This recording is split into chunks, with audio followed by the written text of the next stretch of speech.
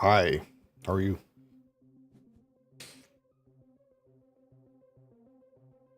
Fucking cheers, eh?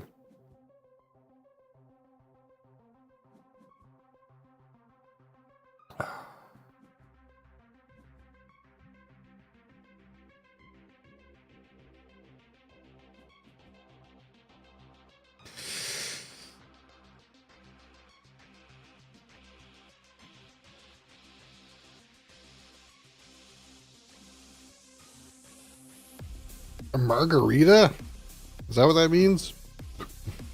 Holy.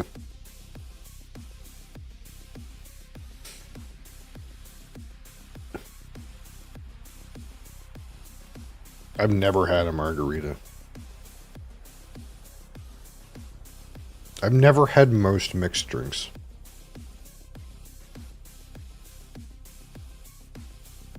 I was too good of a boy in my 20s. I was too straight edge.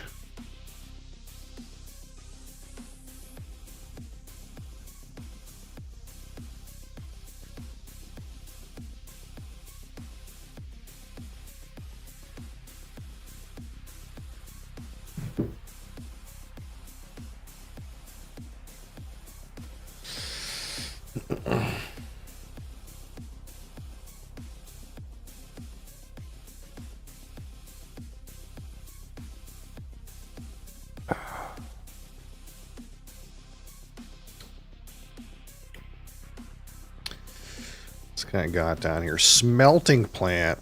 Society support? Wrong map for that. Business Empire, Galleon Mining, Saturn Systems. He's already a rim settler. And this guy is United Nations. And he made fish. Holy, what a player. He already made some fish. Well.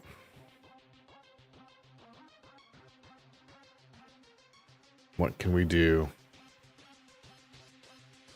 Do we go south? Maybe we just start bombing the South Pole. You think that's the strat? Let's go.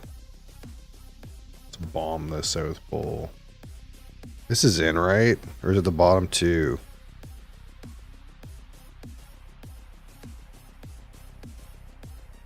Three tiles on the bottom two rows. So this doesn't count?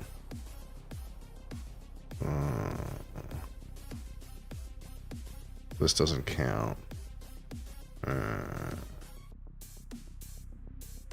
Undo.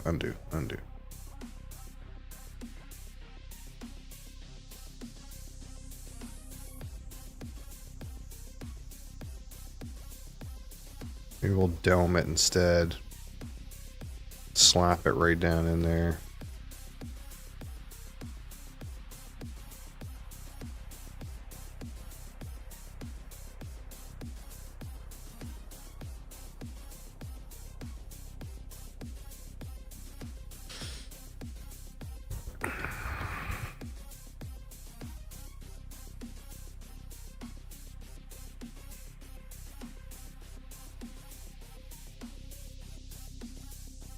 Yeah, I thought I could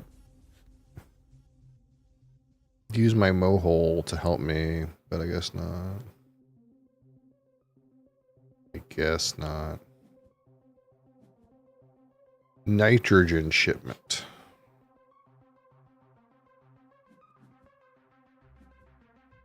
I have 4 tags, 5 tags.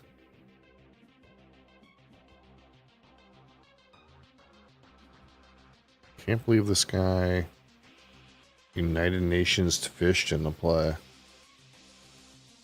But oh wait, shit, I just realized that the people in this game are low rated. Explains a lot. I try to set up my lobbies so that the minimum to get in is like 200 below. And then like I joined this guy's lobby and he had no such restriction. So the other guys in this game are actually really low rated. I wonder if I'm actually good or if I'll lose.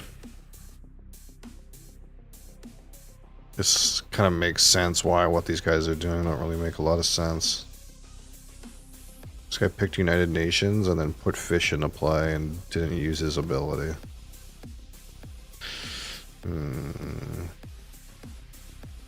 A cheek whiskey review? I mean, I could do one in theory. I didn't do one on Friday. I forgot. I got so absorbed into Final Fantasy 4 that I totally forgot to do it. Okay, what do we have here? We have viral enhancers. That's a nice card. I like viral enhancers. That park is not playable. I also like Phobos Space Haven, though. It's not a bad card either, but I think it's viral enhancers. That card's really good. Protected Valley is also pretty good. Peroxide Power gives me a symbol, though. This guy's racing me to claim this shit down here. That's annoying. I can't. This Protected Valley doesn't help me accomplish that, despite it being a good card. I'm going to take Peroxide Power. Local Heat Trapping. Who am I passing to? Yellow? He can have that. Noctis City? Sure. Dust Seals. You think I'm allowed to play Dust Seals? Why would I want to play Dust Seals? Also a question. This is 2. I need to play my Mohole. The Dust Seals are in the way.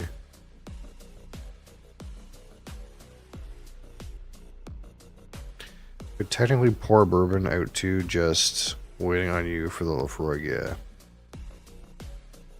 I don't know where it is right now. Let's see what it says.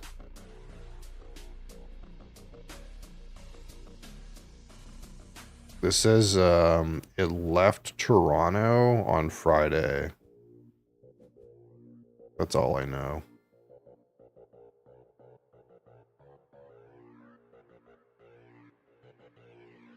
That's all I know. Okay, so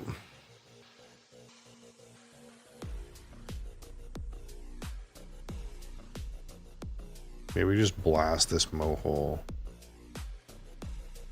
and like not give a shit about whatever this guy's doing.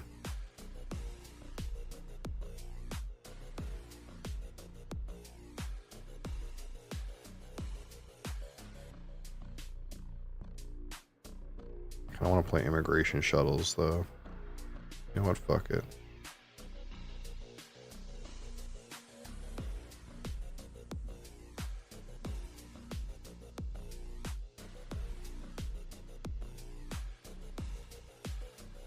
Am I done?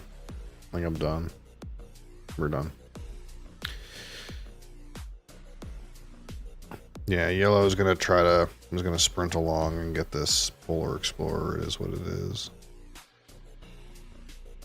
Unless I turn up with cards that fix it, it's fine. So we're kind of on Diversifier, I guess. I have 1, 2, 3, 4, 5 tags. 6, 7. Maybe one more.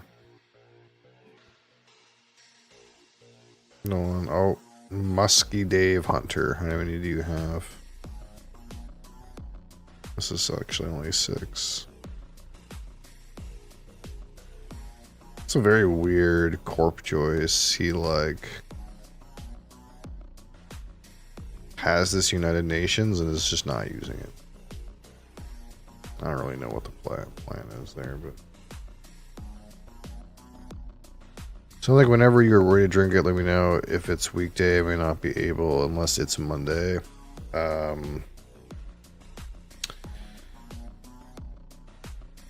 Most logical time to do it would be a Wednesday, like not necessarily any Wednesday in particular, but we'll see what happens. Last time I opened the cartridge, when I revealed my festival haul, which was like 10 or 12 bottles or something like that. I showed everything, and then I drank the cartridge. But it's going to be different this year, obviously, so I don't know when. I'd probably like to do it at a special moment, but I don't know what moment that would be. 'Cause that's the whole point.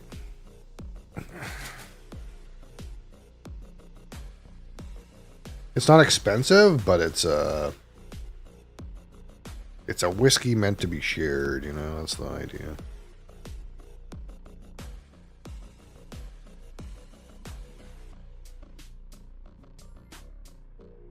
Mass converter. Huh.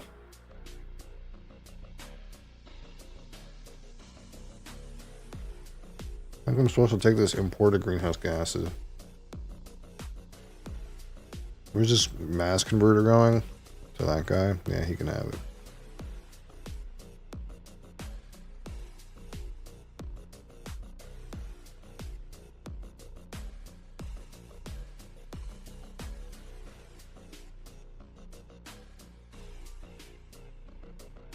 Fuel factory.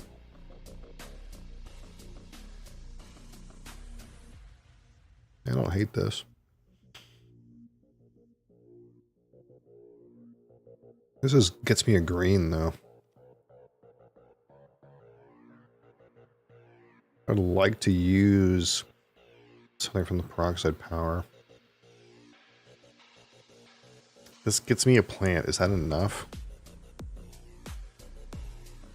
Let's take this then. Import of advanced greenhouse gases. Look, we're importing all the greenhouse gases.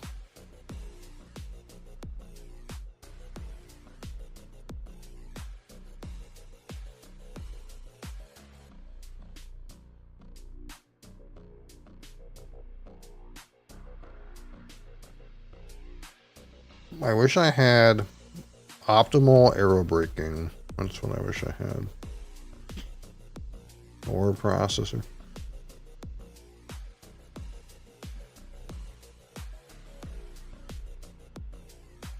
I definitely got to shoot this mohole, right?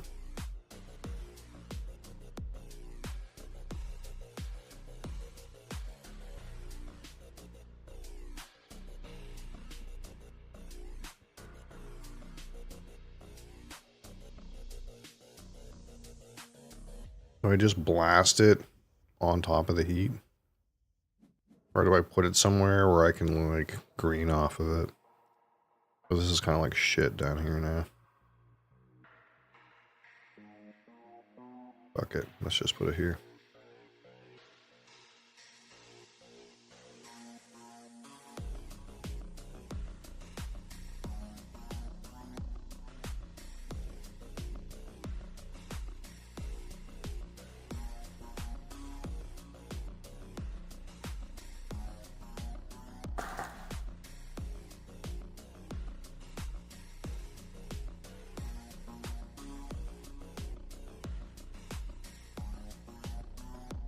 Oh, wait, I need to try it. Sounds good.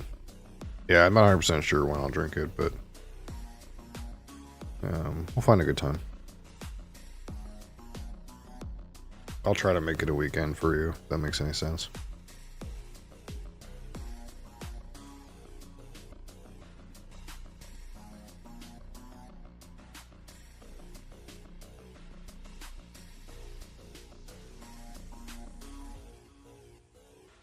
Man, I wish this was Tharsis. It's kind of weird.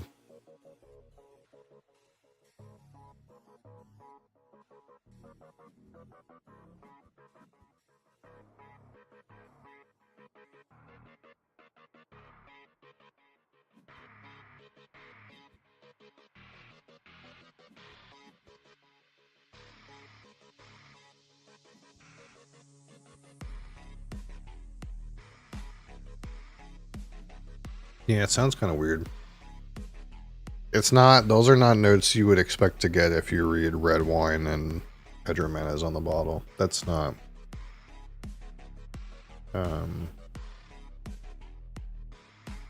It sounds like those barrels just like, I'm assuming they didn't lie on the label, but it sounds like those barrels just like basically didn't do anything.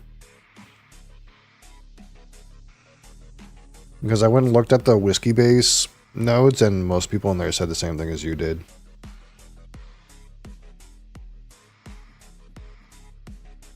That was the notes on the bottle itself too. Yeah. It's probably just that, like, it probably touched the PX barrel for like 1 millisecond. Like stuff like that. Strip mine. It's not clear based on what I was looking at if it's PX and X red wine and first fill X bourbon, or if it's typically when you say 3 wood, it means you're like, you take a first fill X bourbon, then dump it in red wine, then take that out of red wine and dump it in PX.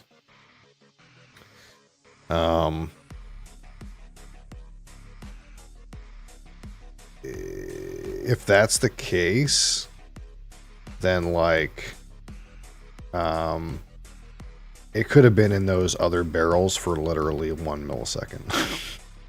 There's no requirement, right?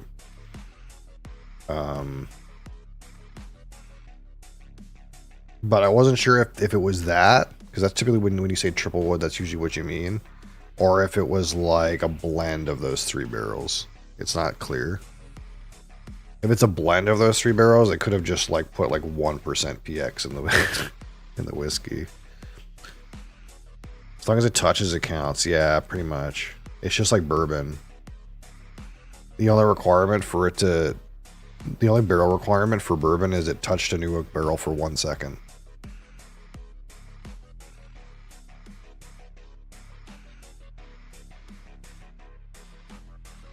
So, I don't know. It just seems kind of weird. Do I take a small animals to try to diversify? I don't think I want this strip mine. I could get AI. I think I'm just doing this.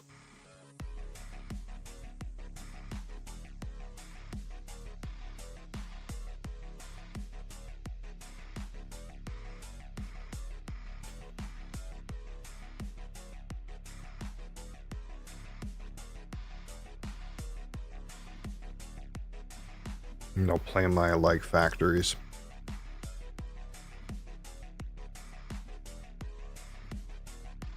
Does this guy have?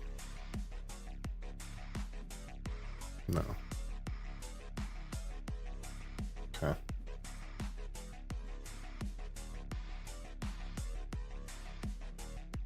One, two, three, four, 5, 6, 7, 8. So I can diversify if I get to 6% oxygen. What do you have? 1, 2, 3, 4, 5, 6. 2, 3, 4, 5. 1, 2, 3, 4, 5, 6. We're kind of like on the line here. Did somebody eat my animal or my plant? What happened? I think somebody ate one of my plants, dude. Maybe. I thought I had 6. Or 7, I mean. Maybe not. So I need this to go up to 6 so I can plant my small animal and then I can diversify. I got 1 requirement. So what do you have? 1?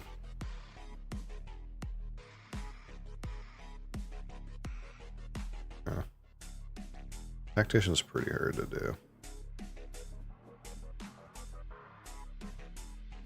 This guy is pumping.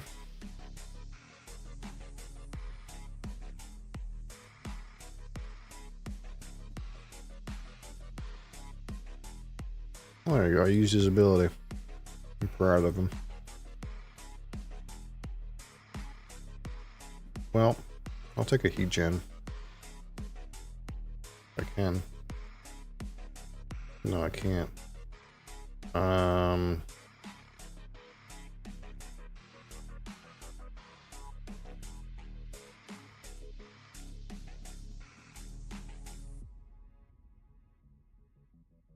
Skip.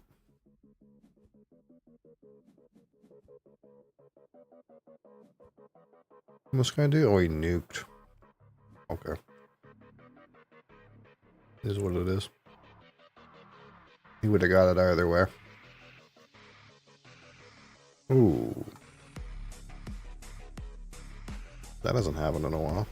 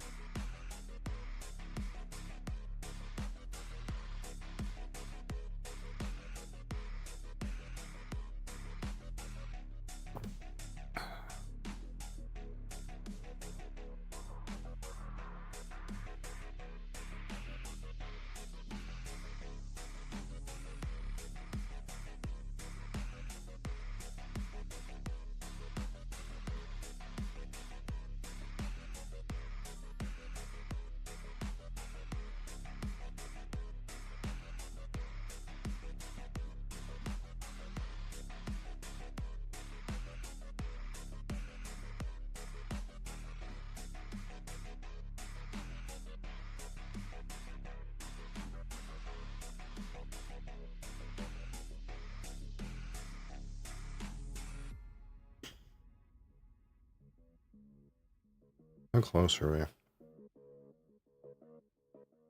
6. This guy's up to 7. Guy's also up to 7. That's really unfortunate. There's much I can do about that.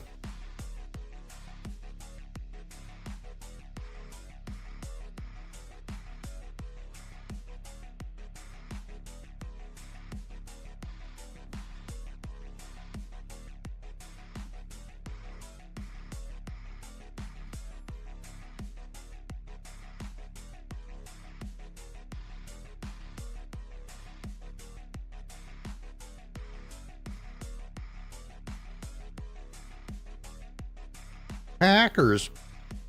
Do some hacking.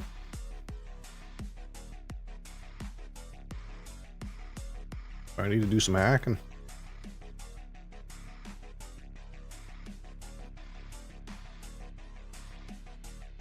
Do I keep this kelp farming?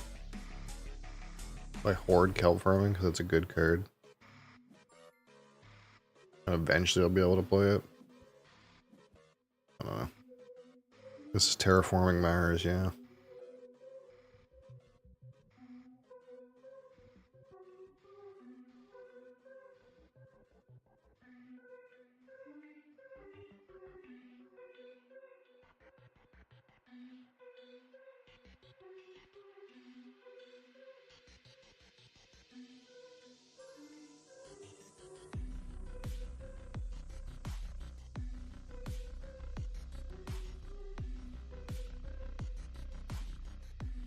Tried it on PC as the game, not the board game, but lost interest.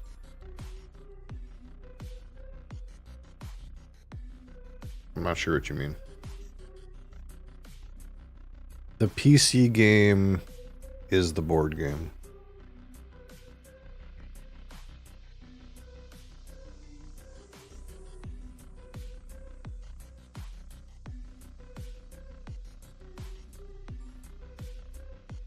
Do you mean this thing?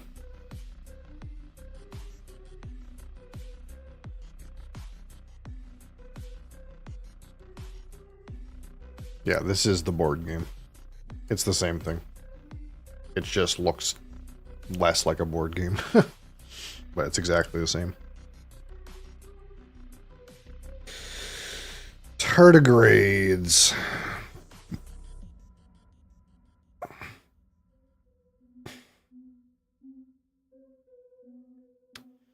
This is worth what? 1 point and a leaf. We're playing eccentric. Does that matter?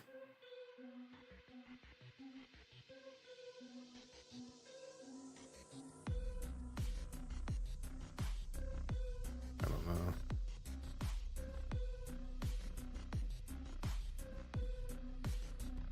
Lost interest pretty quickly.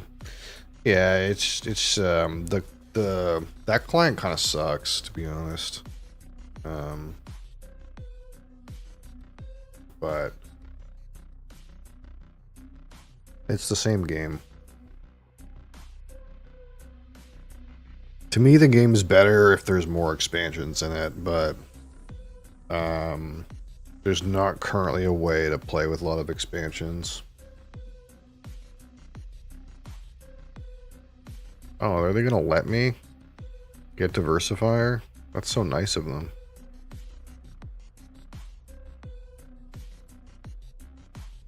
That's really nice of them. Like, this is technically an expansion board. This board is an expansion. This is not the normal board.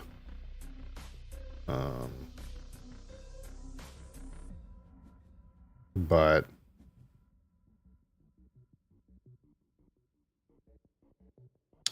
who do I put this on?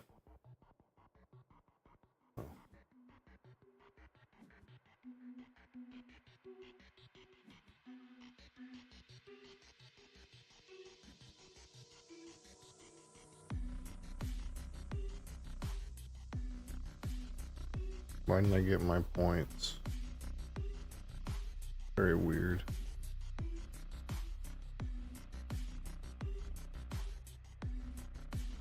It didn't tally my points.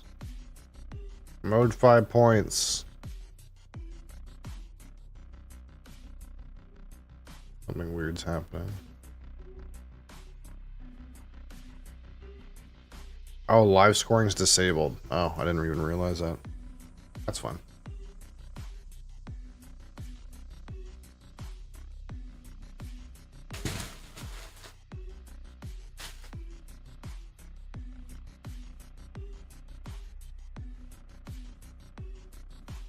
But I have all of the like real physical components for this game, and it makes the game a whole lot different.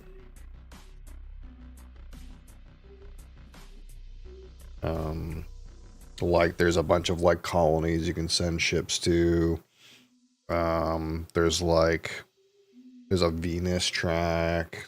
What else is there? There's like a political system. And the deck is like 5 times bigger than this, stuff like that. So it changes the game a lot. We're gonna want to shit this out. Right now I'm shitting it out down here. I guess that's fine. I'll get some compensation. Reminds me of Catan. Yeah, it's not like Catan at all. This board here is kind of like not that important. In Catan, it's like the board's very important because like that's how you get your resources. But in this game, it's all about the cards. The cards are everything in this game. And this is kind of like a little bit of a interactive proxy.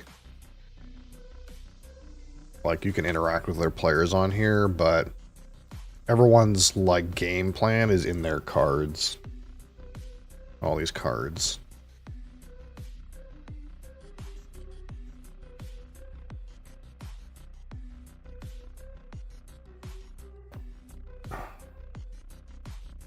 So it's like the corporation that I have. It's called Hellion, so it like makes you get a lot of heat production. And I can use heat as money. That's like the main cheat.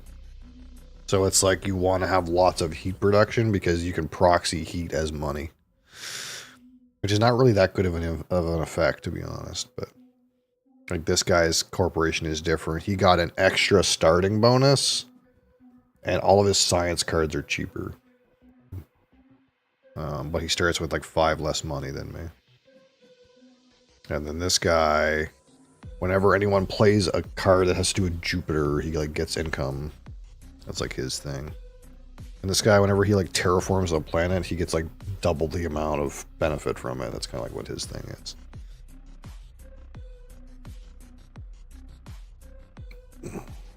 Let's poop this out. Draw a card. Equatorial Magnetizer, which is a fucking terrible card.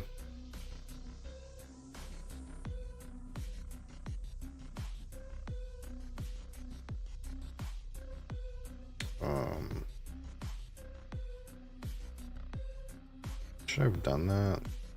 You know, should have just. It's fine.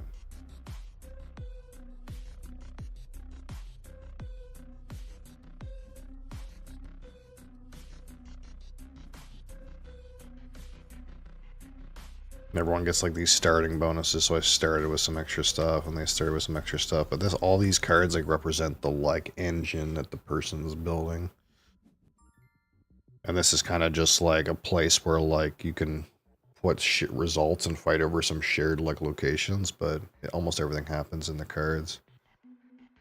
I think we're done here.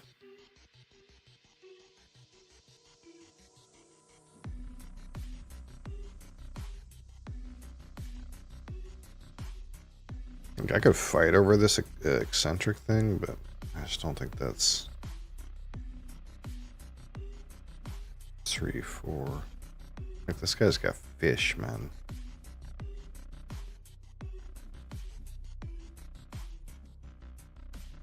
Five, 6, 6, 3. Really, I need a science tag, and I need to make this AI Central start working for me. And then I need to play a bunch of green cards and have Magnate happen. Like, that's the case. Because right now I'm getting friggin' crushed by yellow.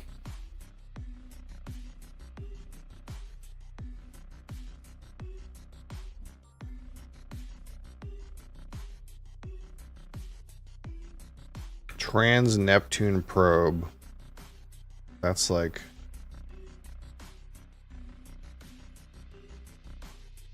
just the most MacGyver way to get this into play. Okay. It's late, go to bed. I don't go to bed at this time ever. Do you remember what I do for a living?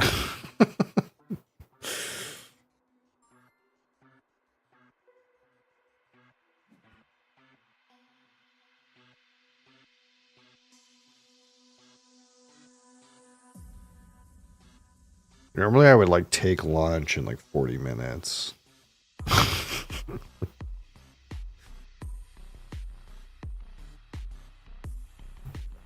are you? Are we searching for life? Surely not. That seems fucking terrible.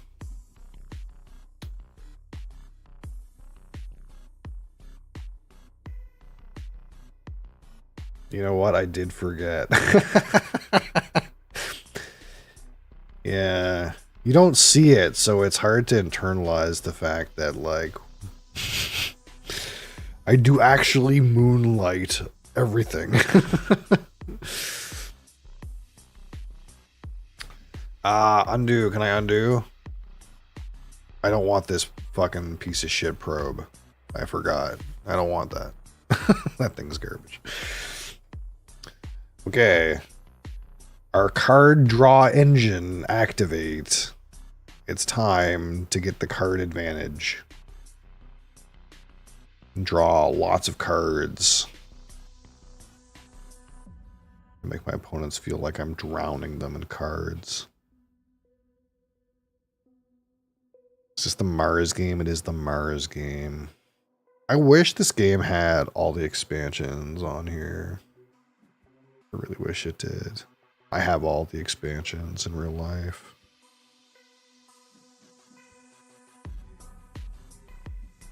I think I showed this before, but...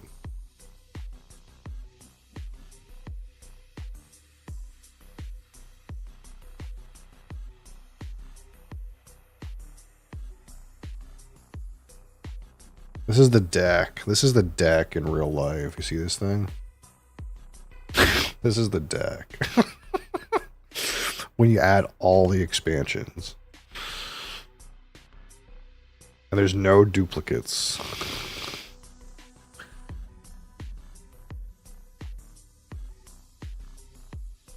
Did I not use these? I'm an idiot. It's fine.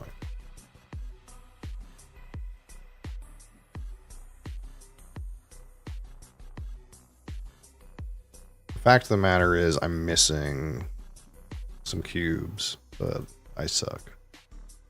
Way too much? No. The idea is the deck is so big that you'll never play the same game twice, right? When you just use the regular deck, the deck can run out of cards. Like right now, the deck has 90 cards in it. You can run the deck out of cards in 4-player.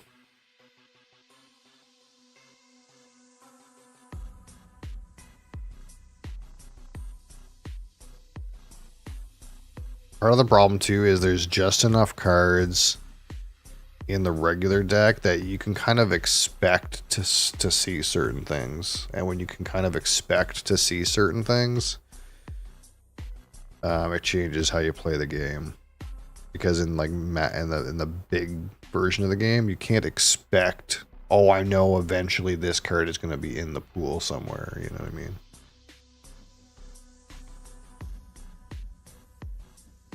I don't know the rules. I was just instantly overwhelmed by the size of the deck. Yeah, the cards are not that different from each other, but there are some weird cards.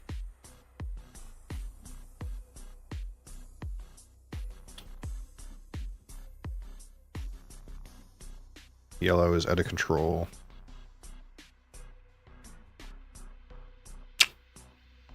I need to use my money. We need to use the power of our money. Did he steal my power gen? Oh no, I actually stole my own power gen. Oh, that's kind of weird. I'm gonna have to buy a power plant for 11. Oh, that's not good. I'm an idiot.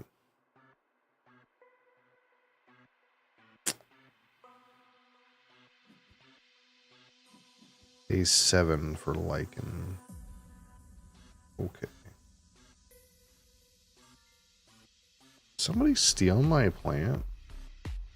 What's happening? This guy commented me. Really? He thinks I'm winning? It's almost flattering.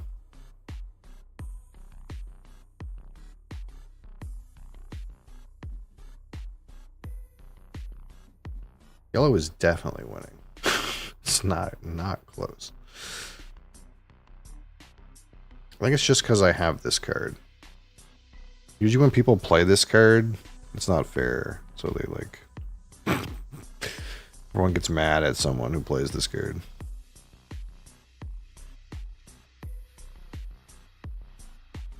Is this guy's avatar a guy with a fish? It is. So this is your favorite game? No.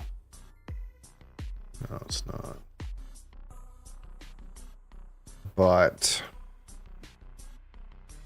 Ooh, geothermal. But it's a very popular game that I'm okay with.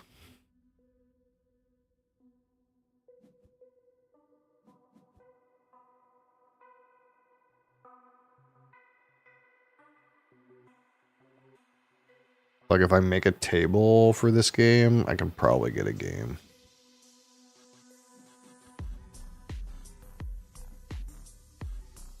You have a favorite? Oh no. It's hard, and there's a couple of reasons why it's hard. One of the reasons is that's what she said, but aside from that,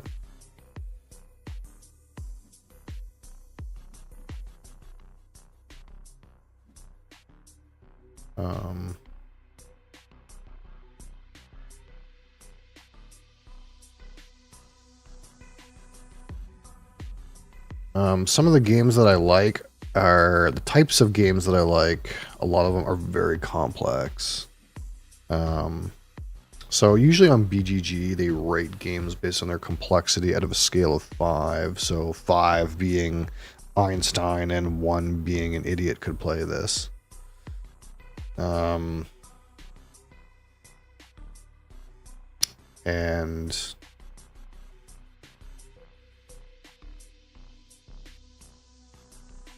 one of the things that happens is it's sometimes hard to get people to play a game that is very complicated. Can't Stop equal 1. There's more basic games than Can't Stop. That is the truth. What am I missing for advanced ecosystems? I'm missing a plant tank.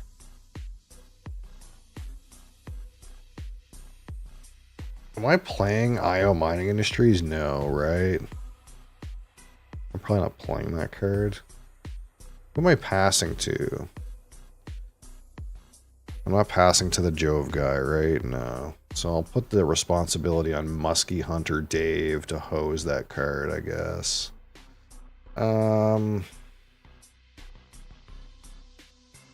I a contractor? I might be. I want to take advanced ecosystems. That's what I want to take. Colonizer training camp is not playable. Mineral deposits, whatever. I want trees. Give me some trees. So I own games, for example, that are very complicated. And I don't know if they would be my favorite game because I haven't gotten the opportunity to play them enough to know.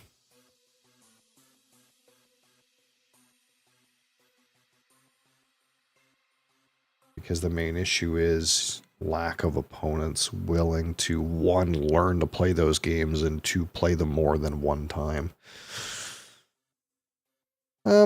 Just give me all of that shit. Give me a name. What do you mean? A name of a complex game?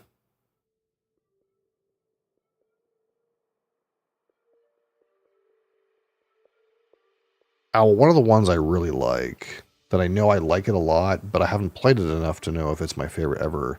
It's a game called Lisboa. Lisboa. And I've played this game on my own, and I've played it with other people, I think, twice. But mostly on my own. And that makes things a little different. Am I in a race? I'm a contractor, I think. I think I'm just going to tell the world, hi, I'm a contractor. And then I'm going to make an animal.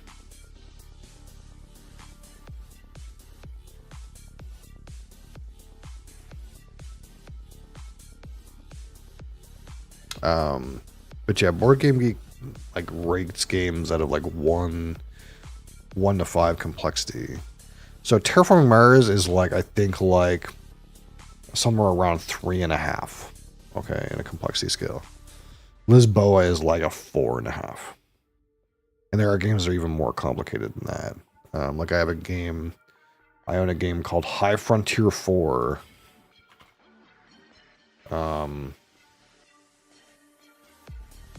And this game is rated 482 in weight. This is one of the highest, we'll say, playable games of a weight that heavy. And basically how it works is it's literally like you're running like a rocketry program.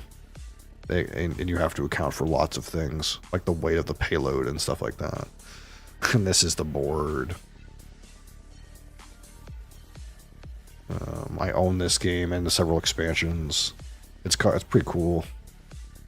But you're going to get very many people willing to play a game of weight 482 with you?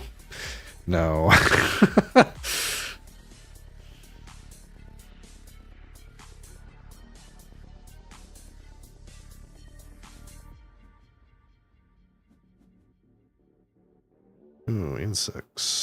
giant ice asteroid.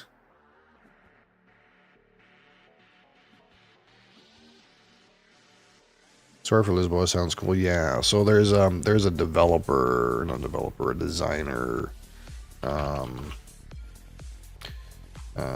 who designs this game, this land here, Vital Lacerda, and he kind of like specializes in making these very complex Euro games. But yeah, I have actually played this game a few times. It's a great time. And then there is a little mini expansion that I also have, but he also makes other kinds of overly complex sort of games. This is one of his newest ones that actually is quite popular, apparently. Apparently this game is quite good. I don't own it. I own a lot of his stuff, but this is like 4, 5, 6, so it's kind of like the same weight class, right?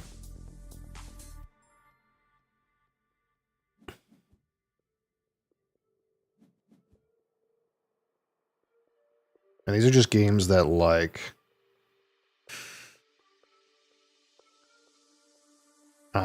teaching someone how to play is asking a lot. Am I a magnate? Not necessarily. What am I doing right now? I'm hoarding a giant ice asteroid.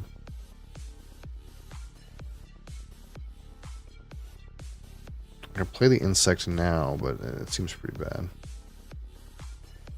This worm is worth what? 2 plant production? We'll do it. Deal.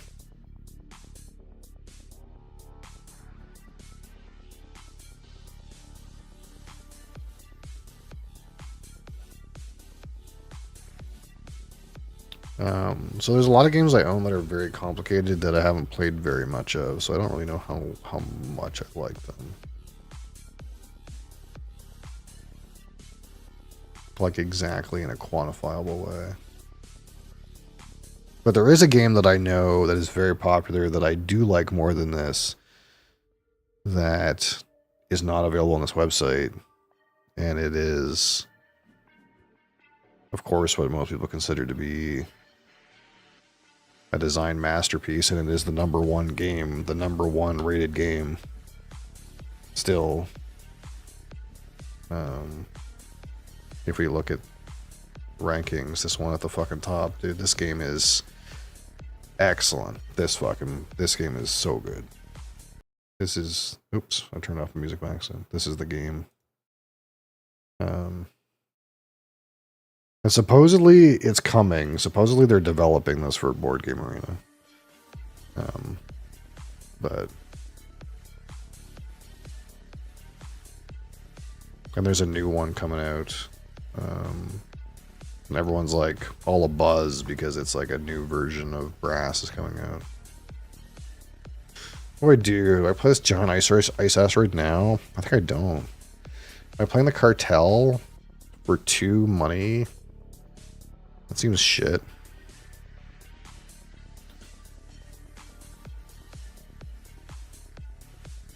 I have lots of money and not got a lot of good ways to use it. It's all going to start coming out soon, but sure, let's play this cartel.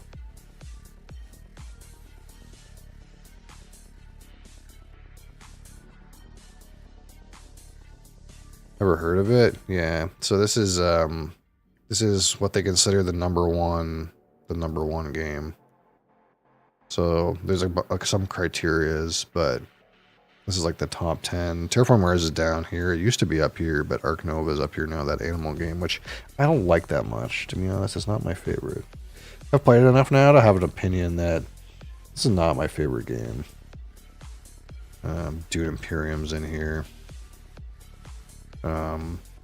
Basically it is a kind of a remake of an older, very popular game called just Brass, but they renamed to Brass Lancashire.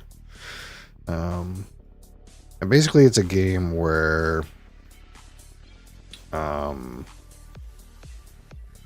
you have a hand of cards And those cards allow you to get access to certain areas of the board. And you're playing in this kind of like interconnected economy where like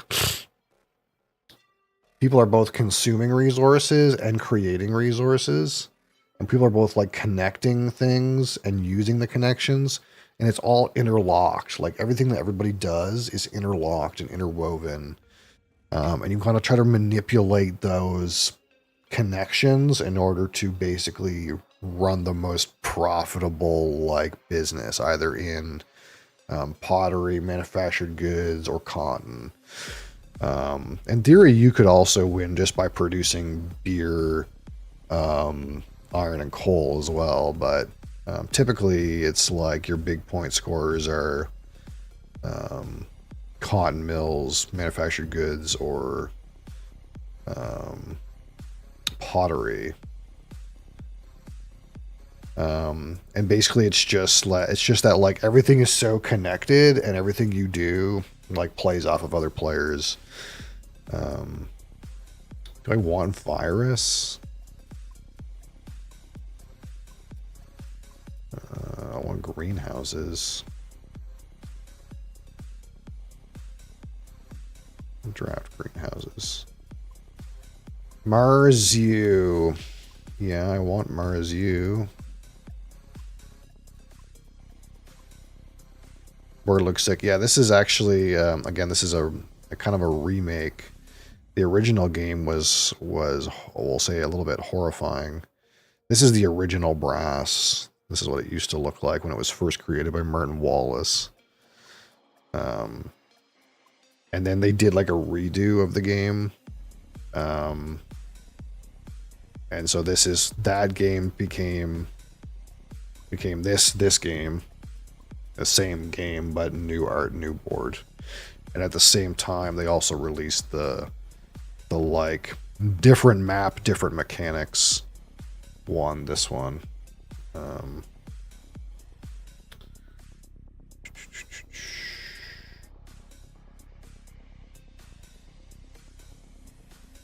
So I do have like the collector's edition of this. I can actually show it, but I'm running out of time, so I gotta like be a little bit more aware. These guys might boot me from the game or something weird if I don't hurry up.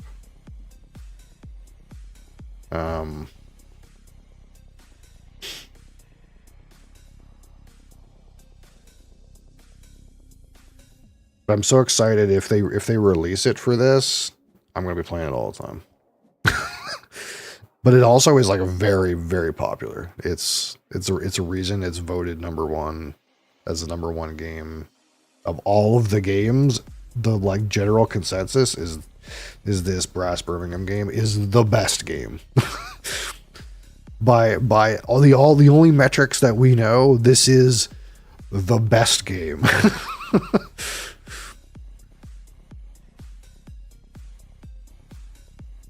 And it's like a perfect 4-player game, high interaction, no randomness, except for like what cards you draw. It's the only randomness, but that's mitigatable.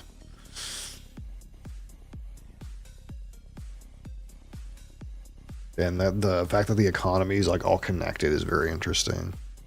Like, for example, if everyone at the table is using lots of coal and you make a coal mine, you will profit.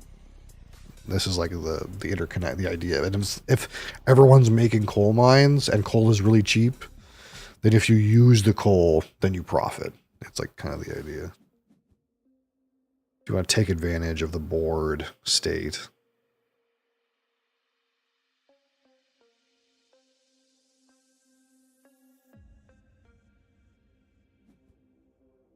Space barony.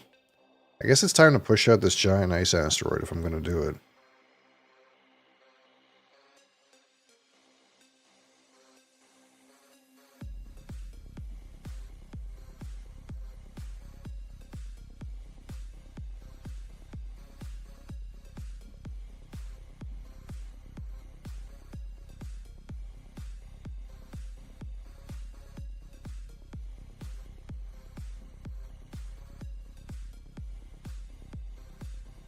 Yeah, it's exactly. You have the exact right of it.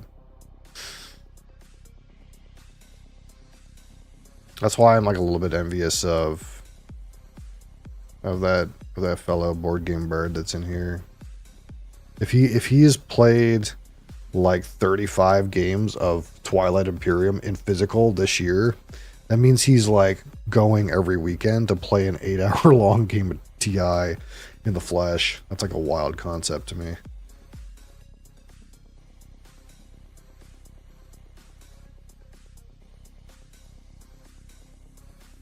Not implemented.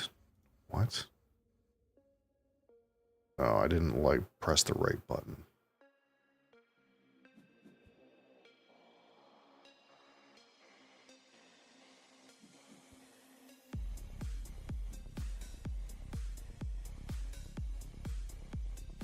I'm still nuking yellow.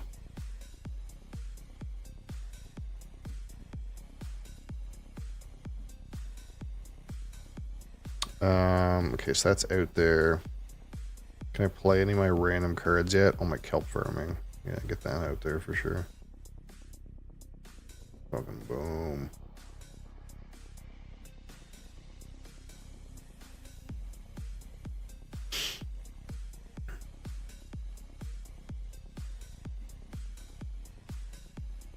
There's something to be said for length too. Like this, I don't know how long my stream's been going, but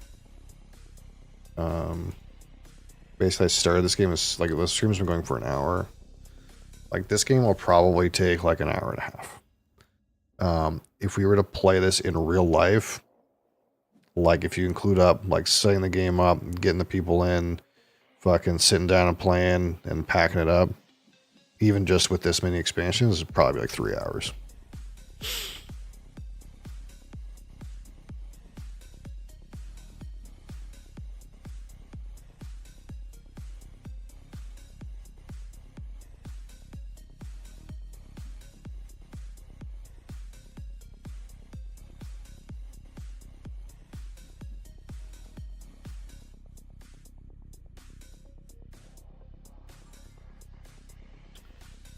Alright, so what I want to do, I want to really take advantage of someone else's fucking plants. If I can. If I just go here. I don't really want to lay this here, it's kind of trash.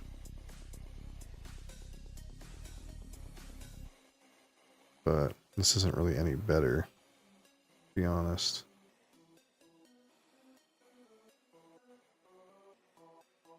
Can go either side on this.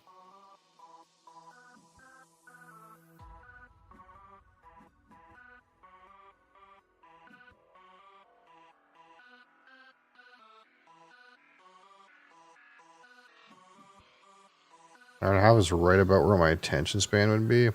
Yeah, most games of higher complexity are longer than that.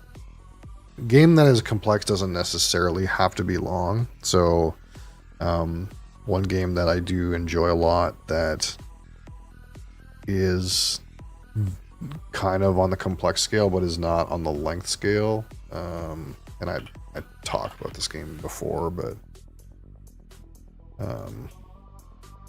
this game here, this game about the Great Game in Afghanistan, it's actually got a pretty reasonably, and really it's a little bit more opaque than this, but 385 is a fair complexity. But this game can end in like half an hour, or it could be as long as 2 hours, but it's probably unlikely. It's probably like max like hour 45 minutes, because it's the kind of game that has conditions where it can end early. And it's also not a game that has very many actual moves, but the things that are going on are very dense. But a lot of complex games end up being very slow because people tend to play a lot slower if the game requires a lot of like mental calculation.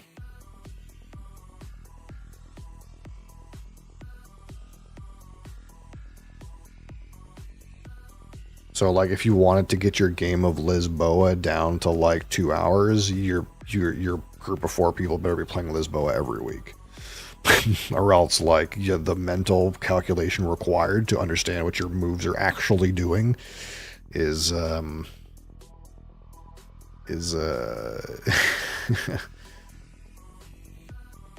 be a lot.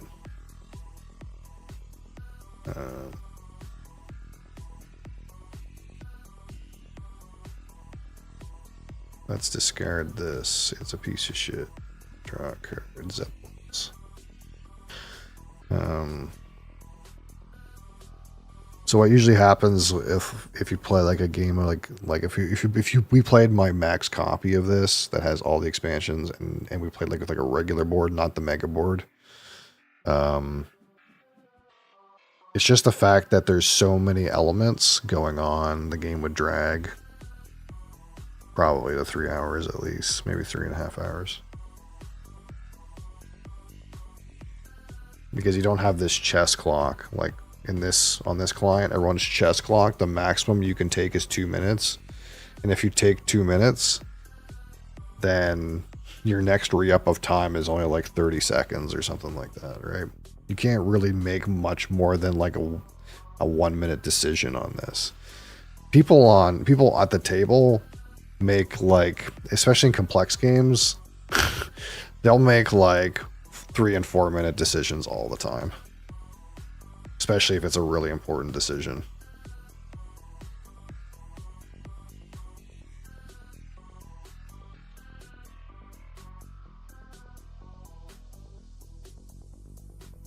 That's why, like, there's a thing that people talk about in board games called AP, or analysis paralysis. And there's some people that I've played with before that like have a certain amount of AP because they're like, it's like so important to them that they feel like they make the right choice like a lot of the time. Like, I've had a person's turn take 15 minutes before because they really were like in the tank. And you don't want to be that guy being like, hey, can we fucking let go, man? Like, I could have had lunch. But at the same time, it's like, that's way too long.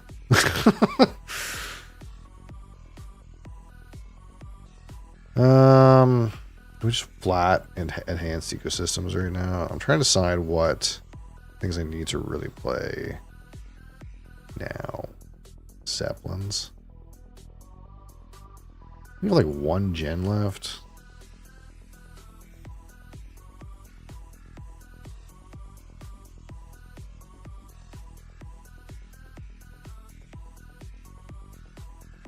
Do I want methane from Titan on the board?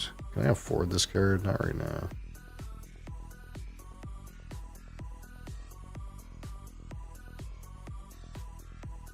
I guess I could play this adaptation technology.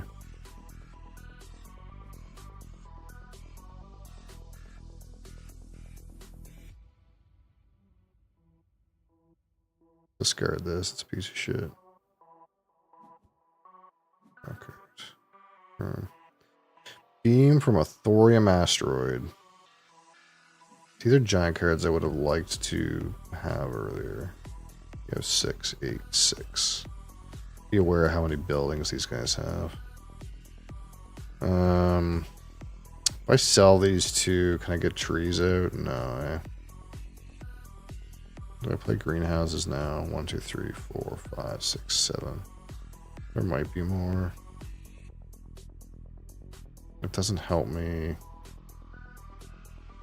in some ways. I'm just gonna play it now anyway. It's fine. It's fine. Whatever. Let's just ship this out down here.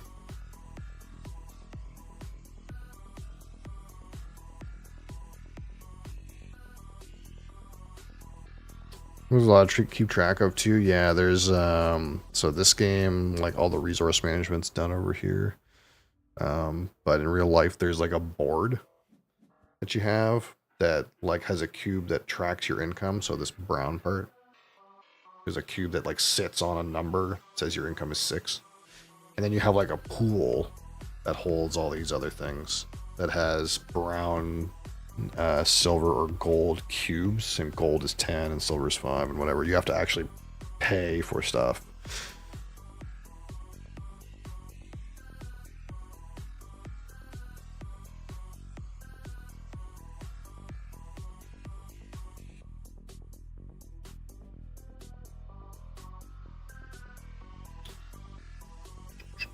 I wish I had a big animal, but I have a shit animal.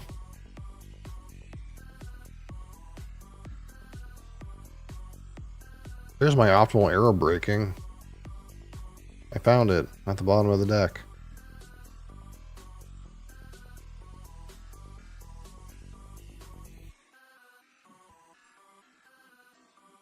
There's herbivores.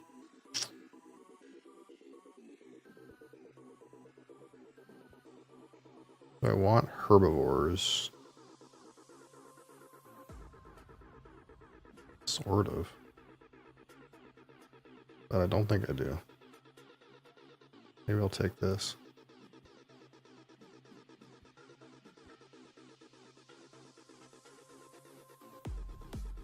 Yeah, I could show you all the stuff for this if you were interested in seeing it, but I have so much stuff for this game.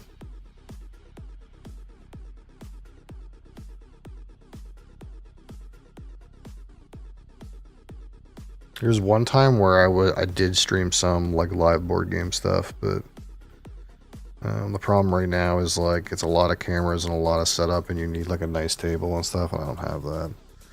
And there's lots of people on Twitch that already do it like better than I do, so it feels like something I'm not gonna do. I think like one of the powers of this kind of like perspective of a game is most of the time when you play a board game, you don't really have the benefit of knowing the internal decision process of the person or people playing.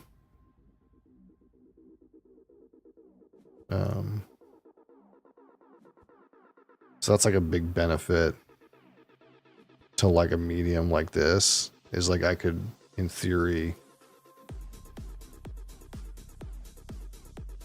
give any insight or thought process as to what I'm doing, my internal thought monologue, my internal play-by-play, which you can't get when you watch like people play this game live, right? Like WSBG's coming up.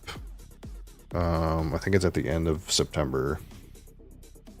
And you can watch the money game, like the ring games and like the bracelet game.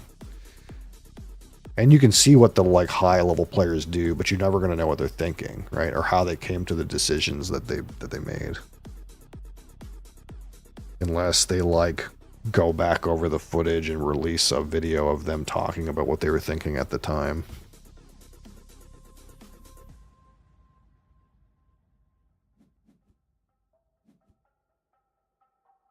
I think it's time for beer number 4.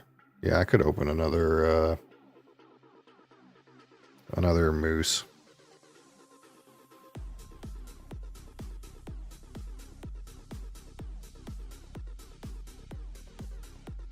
This game is a little weird because usually on TFM Online, most people play with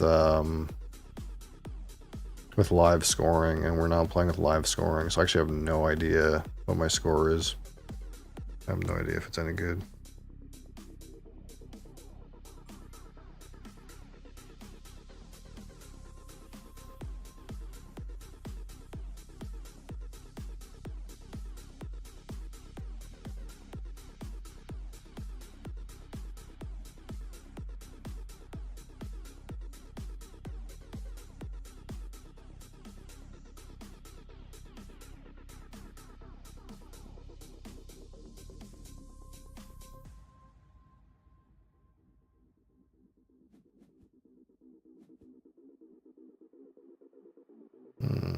Is my hand too big or something? What happened? My board became too big. If I put this on synthetic, does that help? It does. Secret. Yeah, it's a big secret. Having a discussion about rums with friends. I'm sad I don't have access to more rums up here, man. Like it's actually like, when I went and bought this Colila today, I was looking at the rums they had up there, and it's like, I was just disappointed, man. I was just disappointed.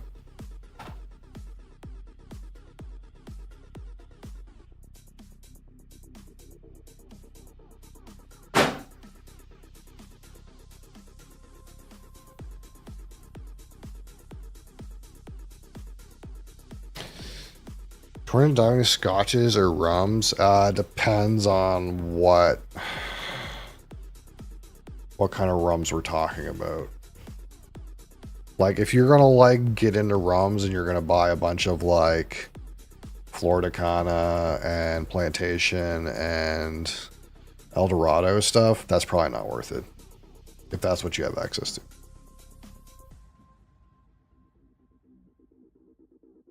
You really want to get into like the sort of upper level kind of rums, like you want to get stuff from like Foursquare or weird like from Fiji or like indie bottles like Rolling Fork, if you have indie bottles of Rolling Fork around. All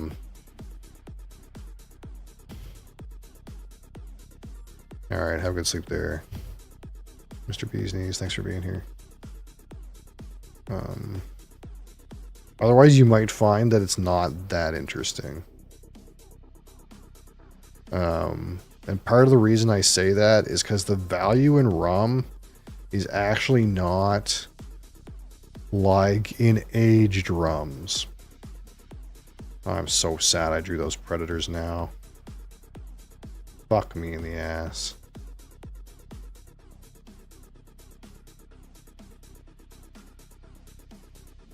Can't even eat anything. Oh, I can eat this guy's whatever these are. Random animals.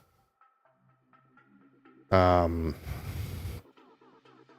ever had a Bacardi for mojitos? Yeah, that's the value in rums is not so like one of the values in scotches is like there's all sorts of different barrels they can age stuff in for different lengths of time. And that's like not where the value is in rum. Like you can age rum and you can age it in different barrels, but it's like the value in rum is more in the like weird different things they do to the distillate. That's like where it's most interesting. Like a lot of these guys who like rums, they like white rums that are like really like unaged, or they will like stuff that's like less than 8 years old, where it's not all butterscotch and barrel and it's like all kinds of weird funky like distillate flavors.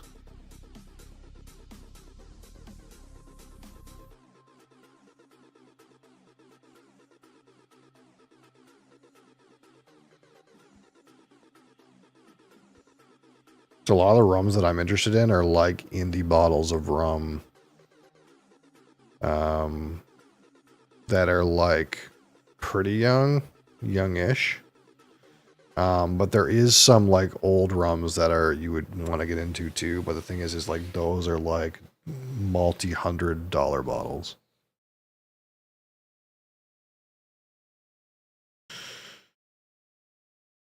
So like there's a bunch of like Bedford stuff that BSW has that's from like Long Pond or Hampton or whatever. And it's like the bottles are like $400 or $500. And those are the rums I want to try. I don't really want to try like a 21-year-old El Dorado that much. I will eventually, but those are way less interesting to me.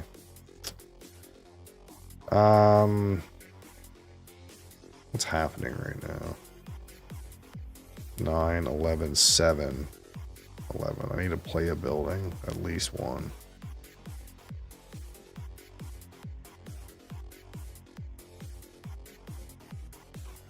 Special design.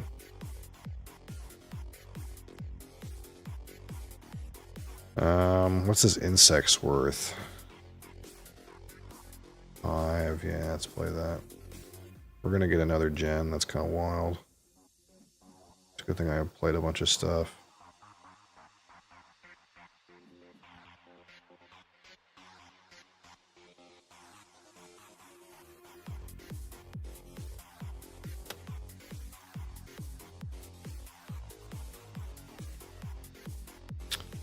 Alright, let's got your rum.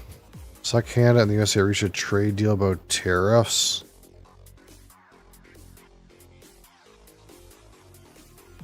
I don't know what that is. I don't know where you heard that from, but nope. Nope.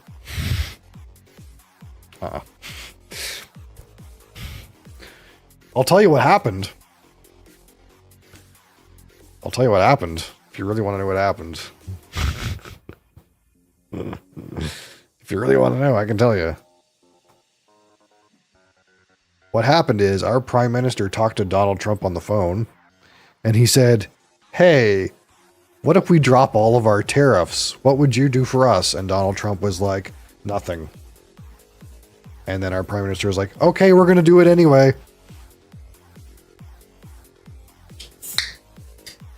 That was what happened. So we dropped all of our counter tariffs and Donald Trump did nothing. As far as I know.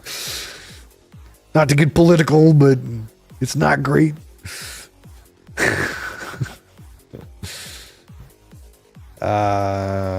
Miranda. What is my space? Am I a second space baron? I am. I could try to defend that. Or we could have an invention contest. I don't know what I'd be looking for.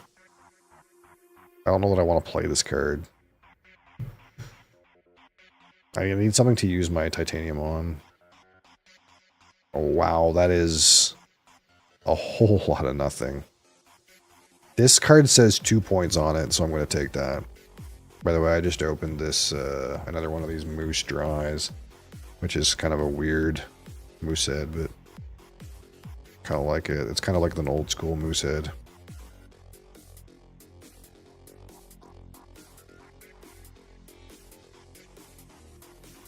I don't really like, I don't know, like you can't get this everywhere. I don't know if you can only get it in New Brunswick, this moose dry. But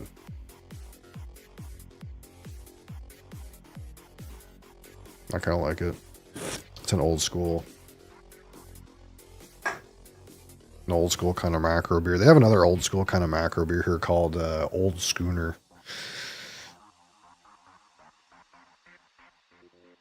When you think of Old Schooner around here, you think of like old alcoholics pounding back old schooners.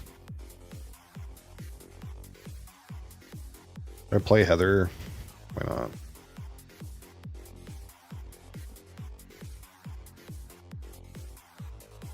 Am I drinking right now? Like I said, right now I have this. When you take the whiskey, you must appreciate it. I have this Moosehead Premium Dry. Thank you for that. 5 to go. 5 to go for Ardbeg Spectacular. 5 subs. But yeah, Moosehead Premium Dry.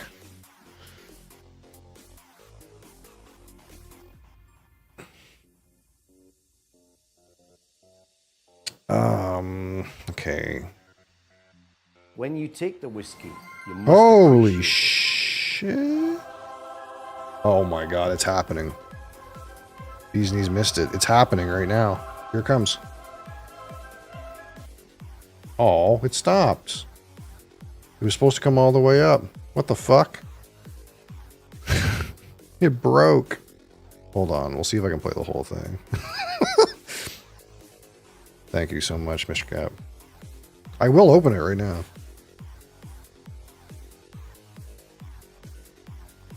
See if I can replay that. It's supposed to come all the way up.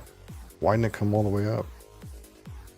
See, I made these like animations and they work right like maybe 60% of the time.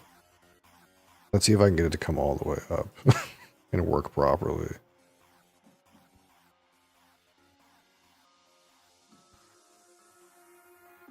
Will it come all the way up? It's supposed to play the music and it's supposed to come all the way up.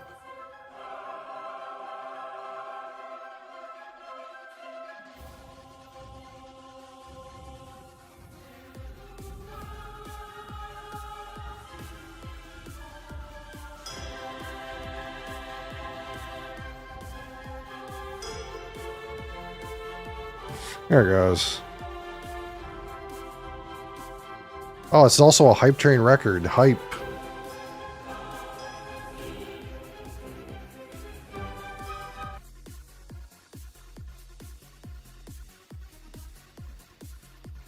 Oh, no, you're good. You're good.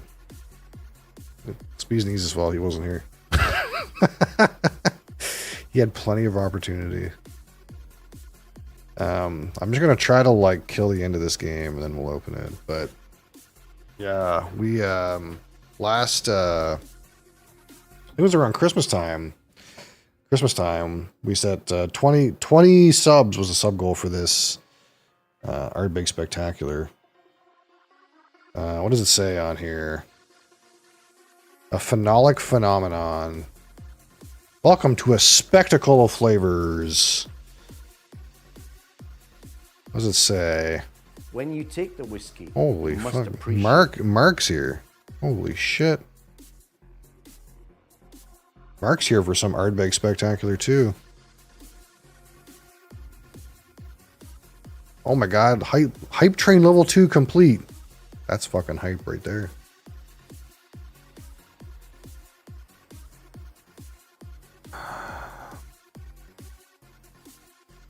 Oh, Board Game Bard got hit too. That's pretty good.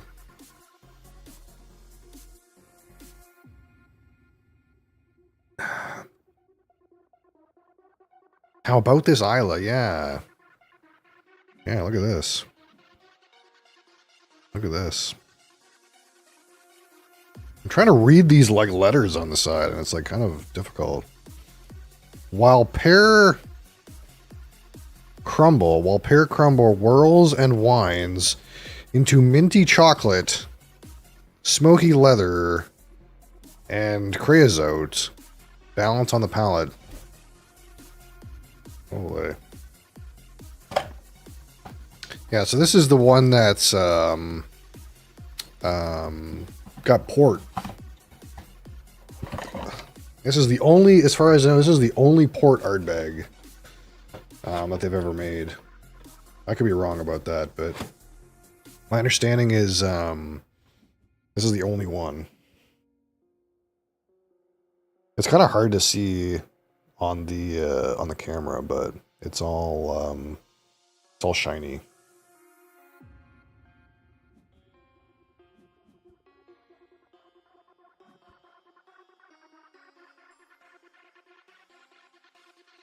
I'm trying to like kill this game.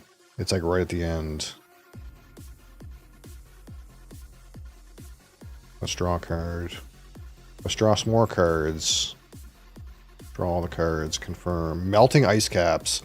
See, this is the thing I was saying to Bee's Knees earlier is like, I just drew a card that I've already seen this game, so the deck has been reshuffled. This thing is a fucking dud.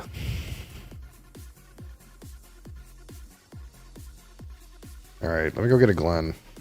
I guess we're cleansing with fucking Moose Dry today.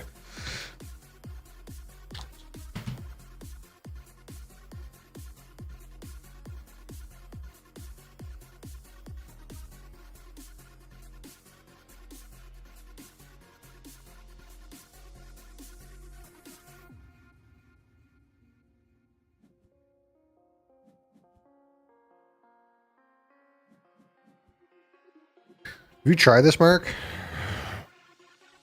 You seem like a person who might have tried this.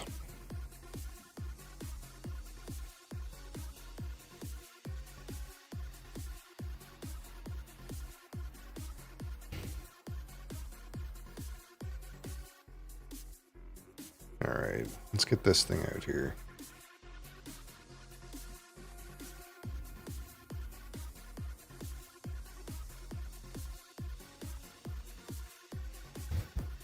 Ardberg. Yes, the Ardberg.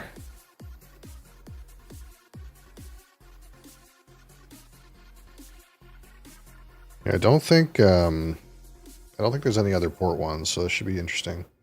But of course, with Ardbeg, it's always tastes a little bit like Ardbeg. That's kind of what we found out when we. Do I still have this? I don't have the Smokeaverse here still. But when I opened the Smokeaverse, it was like still like mostly tasted like Ardbeg. That was like, I don't want to say the like downside, but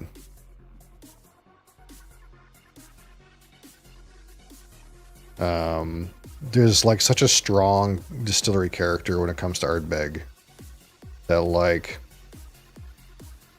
even though there's like different things done to it, it still like tastes a lot like Ardbeg a lot of the time. Because these things tend to always be like, now I haven't had one of the really old ones, like you know, 20-year plus Ardbegs, but all these like sort of reasonably priced Ardbegs, they like tend to be non-age statement things, right? Except for the 10. So they're usually not that old and pretty fucking smoky and pretty fucking Ardbeg distillery character, despite like them having something done to it. Oh boy, hype chest. So even though when we opened that Smokeaverse, there was like a little bit to it. It was a little bit pineapple-y and like a little bit malty. It still tasted mostly like Ardbeg.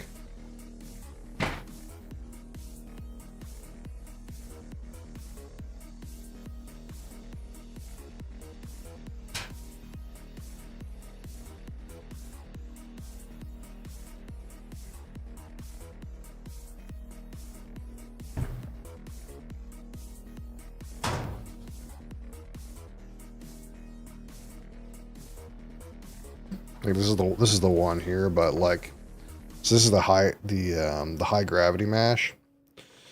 But this one, it like, even though it's got something weird done to it, it still tastes mostly like Ardbeg. It's like still like 80% tastes like Ardbeg.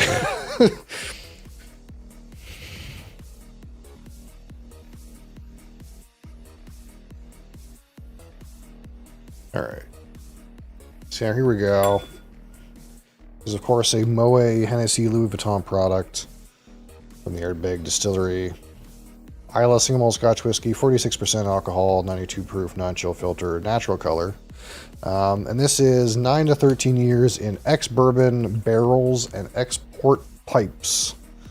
So my understanding is this is not port finished. This is some amount of the whiskey is entirely matured in a port pipe, rather than it being port finished. I don't know how much percentage is what.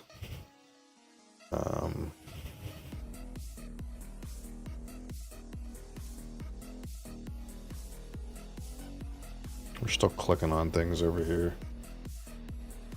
This is still happening. We're at the bitter end. Do I play my predators? Sure, let's play my predators.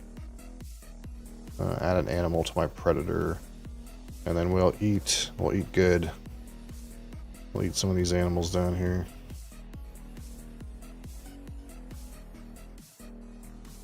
I think Mark has a regular lore, like that 48% lore, but I don't know that he has a cask strength one.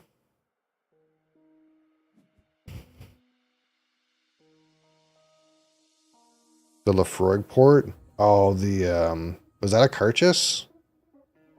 The Carchus, the port one? I've never had a ported Lefroy.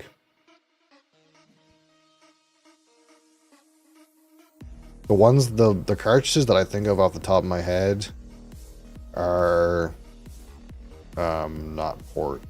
So I don't know what year that would have been.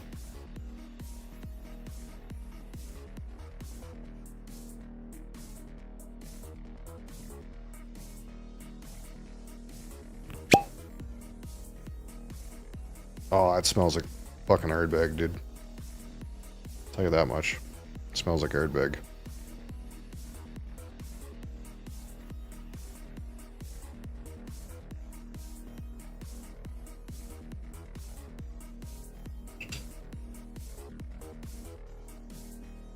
I'm just going to give that a minute while we try to kill the rest of this game. Lava tube.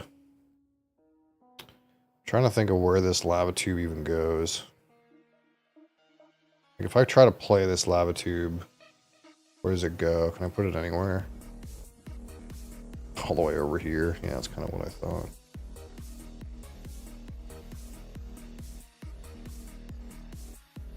Is that worth it?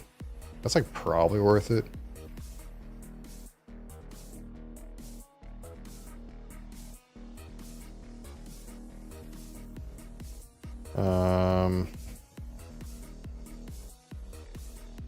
Can still play methane from Titan. Or I could just slap greenery on the table. What happened to that? Oh, I was supposed to draft that Miranda to use my... Okay, I need to use my titanium on something. It's this, I guess.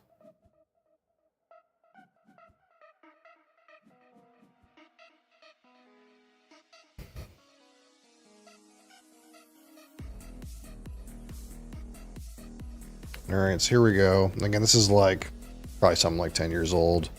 Natural color.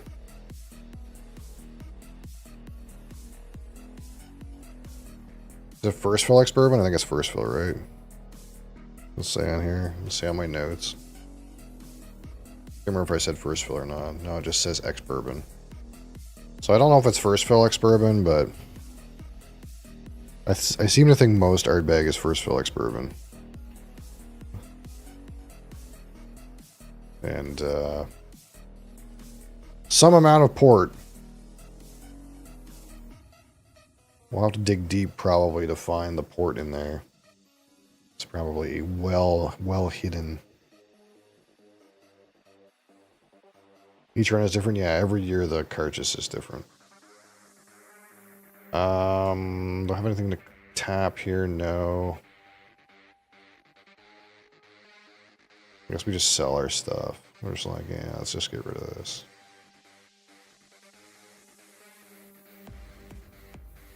I'm not gonna like play the game where we all sell one card. I'm not gonna do that part.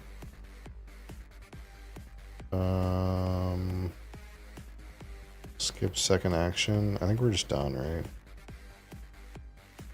We'll place 2 more greens on the board. I don't know if I was supposed to buy Magnate or not. 21, 14, 16. I guess I was supposed to buy Magnate. Oh well. If that's the case, oh well.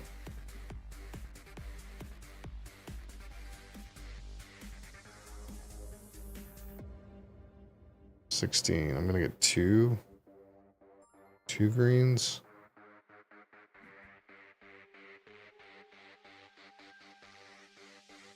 There's no way I can get up here, eh? Yeah.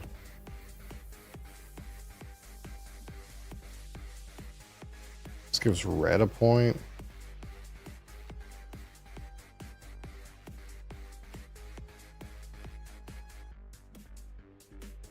Stalling. I have no idea who's supposed to be winning this game. I think it's not me, but I have no idea. I definitely fucked up a little bit. I fucked up to the tune of like maybe 3 or 4 points. For sure.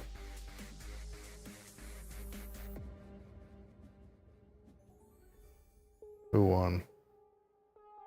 Chris89 won by 2 points. God damn. Yeah, so if I had actually purchased Magnate, then I actually win this game. I was paying attention, but that's okay. Alright. Excellent. Woo! Over here.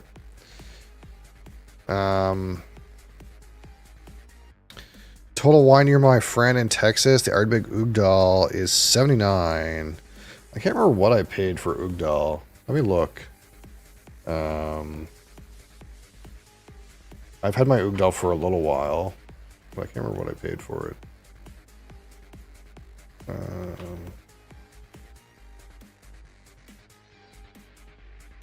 Shit. Mosley.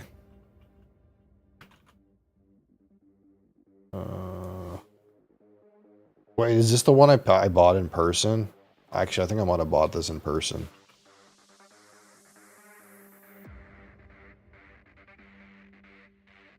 It's definitely would have been cheaper to get it in Alberta. What did I pay? I'm pretty sure I bought this in person. Okay, so this is the price over here in Canadian, 157. So that's probably closer to your price cap. But I'm pretty sure the BSW price is way cheaper. Am I a legal drinking age? I sure fucking hope so.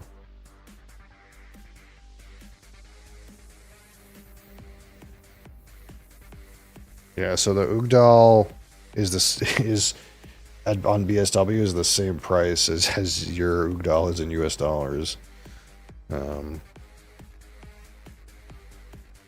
This is the only core range Ardbeg I've never had is this one, Anoa, and that's because I heard it was dog shit. But this is the one, I think this is the one with the limousine oak in it. Oh no, this is the one with the PX in it. PX and virgin oak. Yeah, I've never had this one because I heard it was bad, but we'll have to try it eventually. It's the only one. It's the only core range Ardbeg I don't own. Of course, there's these silly ones down here.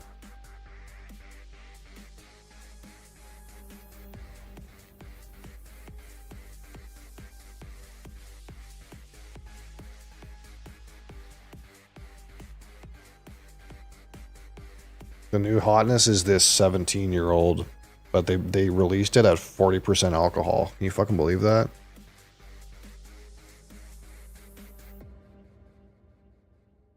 Why?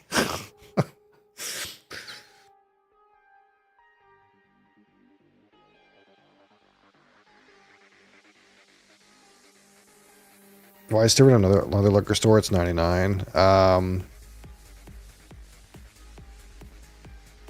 It probably depends on the taxes in your area if it's like different state.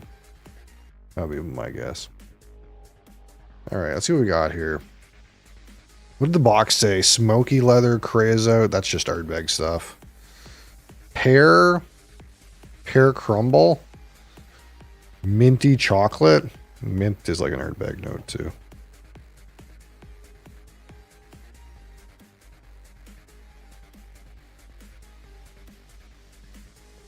It is kind of minty, like maybe a little bit more than normal, and it does have like a lighter fruit note, which is kind of like maybe not 100% what I'd expect.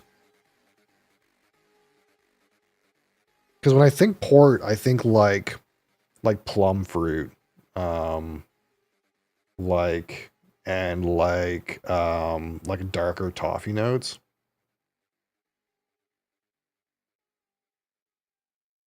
This one is like a little bit fresher, especially compared to like the Smokerverse or the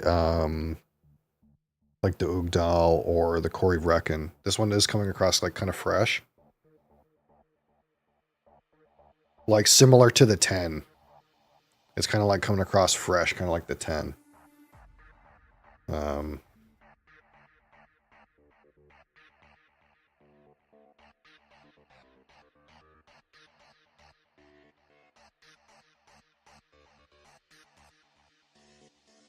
I don't know that I would have arrived at a note like pear crumble, but suggested I can get it. But it is kind of like in that like kind of fresh, like Ardbeg 10 sort of aroma. Like it's like fresh and minty and a little bit fruity. You get some of that like sea spray. Of course, there's like that typical smoke element, but it's not.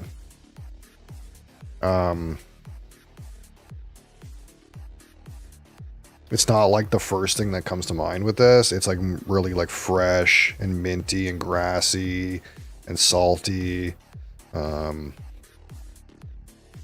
Although that's one of the things like that's kind of weird about like once you get into Isla whiskeys a lot, like I really wonder like sometimes if like some amount of like the notes that I get on Ardbeg and probably a lot of other peat heads would get on Ardbeg are like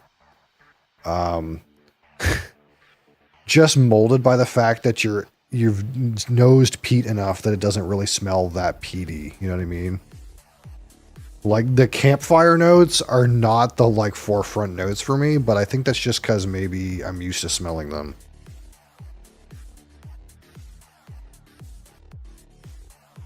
And that's not true for like every like smoky whiskey, but it's something I've noticed of like, especially of Ardbeg character. That to me, like Ardbeg is not really like the most campfirey whiskey. Like it's obviously peated and all of that, like notes that come with its peat character, but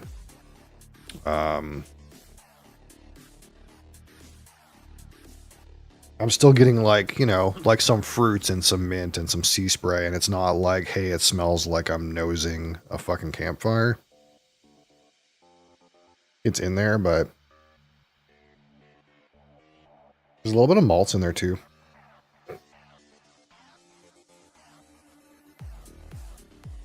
But I'm surprised I'm not getting a whole lot of like port character. Like to me, this is it's kind of nosing a lot like the 10 for me.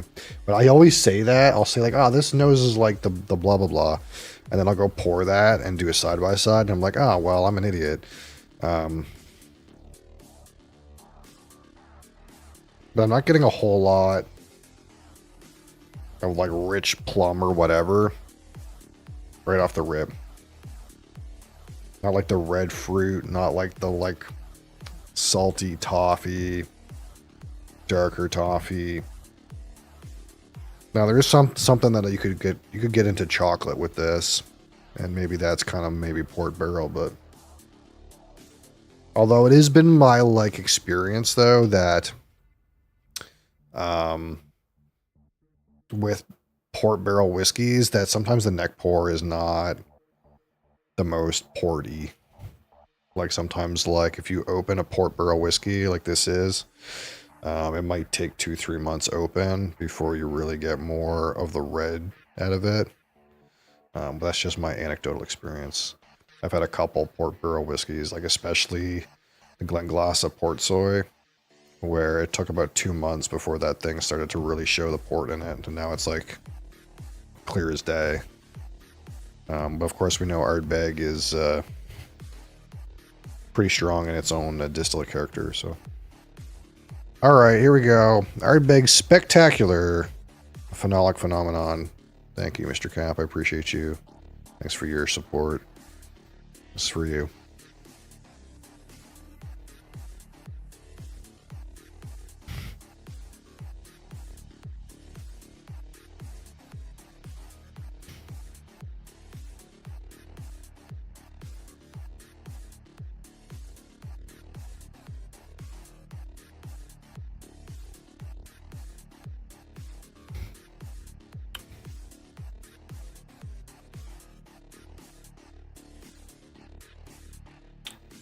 There's a smoothness to it. There's a sweetness to it. Right now it's like kind of underneath, but that's like actually really smooth drinking.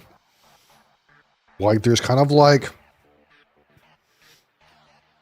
some kind of like dark toffee thing at the bottom of that I think like maybe in a couple sips is really going to pop out. But it mostly kind of like tastes like typical Ardbeg notes. Typically like smoky leather, you know, mints and grassy peat, campfire, like sea spray, sea salt, this sort of thing. There is some chocolate on the finish there.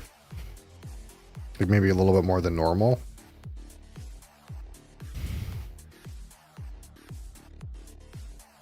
But like what's absent for me, and it's also not in the notes anywhere, is like any clear like red fruit, kind of really like. I wonder if this is a taunt, like a really tawny, like a really old port barrel. Like it might be more like nutty and shit. Like there's none of that like plum jam kind of thing. It's in like the sweet toffee, maybe chocolate kind of stuff. That's kind of like where the port seems like to be hitting. So what I'm going to do is I'm going to hit up the old whiskey base. I just want to see what other people thought of this.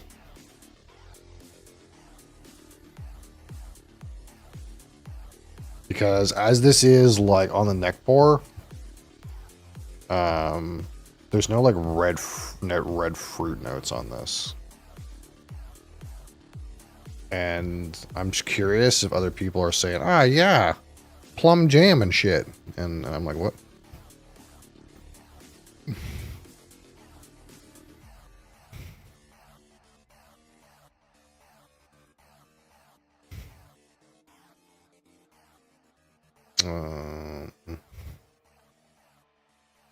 Stop.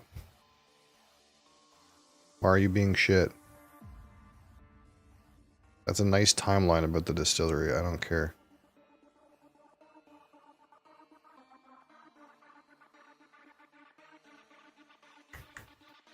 I want to give this some time too. We're just kind of like biding our time a little bit about it because I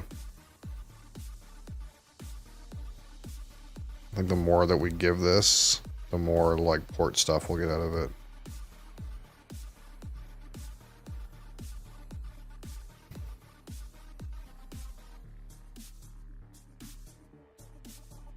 I don't know which one of these is the right one. 409 ratings. That must be that one. Alright, what does it say here? What do these guys say? Official tasting note. Official by who? I've never even seen this shit before. Show in original language? Okay. What do these guys say about it?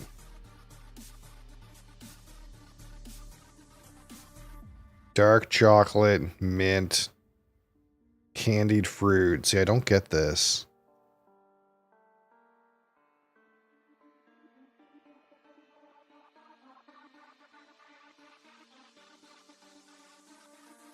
Sweetness and very faint chocolate. Yeah, like I think the port on this is going to be in the dark notes. It's going to be in like the like sweet toffee. Oh. Hold on. Hold the phone, okay?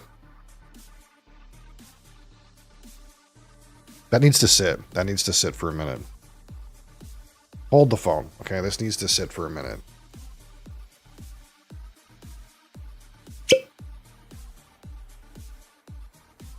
I got like a weird like fruit thing off of that. I think that just needs to just... I think that needs to just relax for a minute, okay? Oh, we'll put on this little camera too, so you know we're still here. Eucalyptus oil, yeah. Don't worry, I got my fucking beer to cleanse with.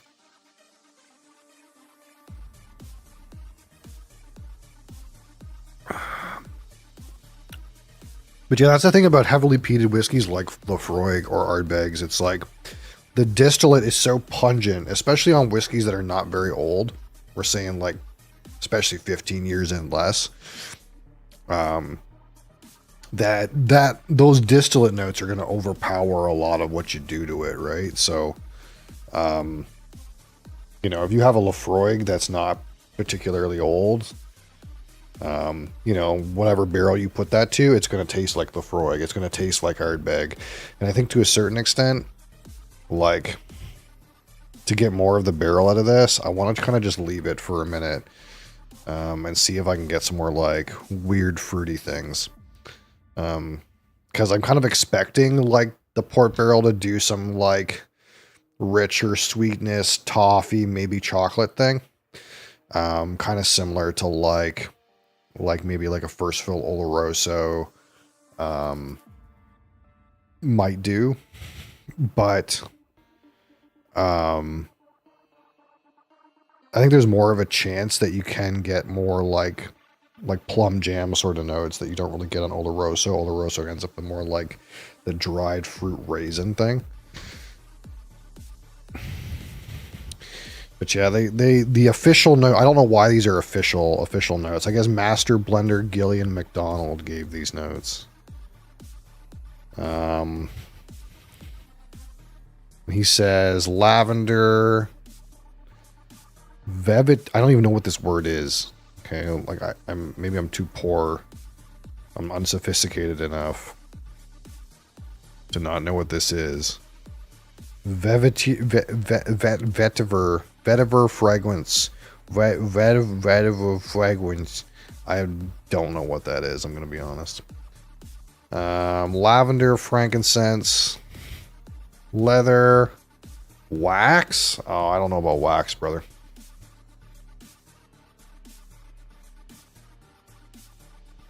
I just got off of this thing is fucking waxy here. I just got off. We got off talking about this finest whiskey. This thing is fucking waxy.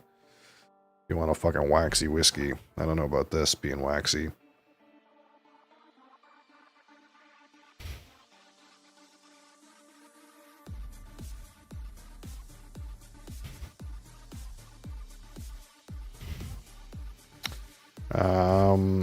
Sparkling, salty, sweet, savory flavors. Peat smoke, eucalyptus oil, mint, like this minty stuff, yeah. Chocolate, yeah. Toffee, mingle, yeah. I can kind of get there with all this stuff. So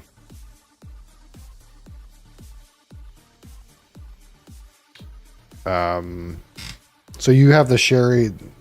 You're comparing the sherry 10. What frog is the port barrel?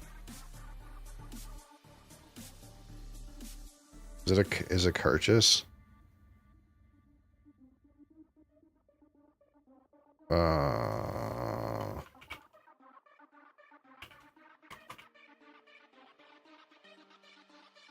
Was it, oh, there's a white port. Is this the one? Is the one that you're talking about, this white port? Just get out of my face. This white port and Madeira one?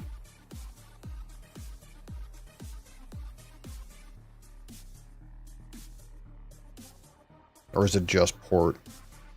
I'm curious. Oh, there's a Portwood. I've never seen, I don't know how old this fucking shit is. Not even that one.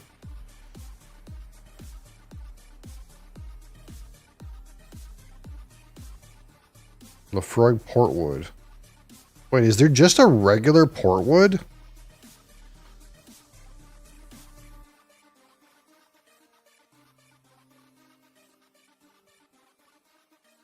Wow, I've never seen this before.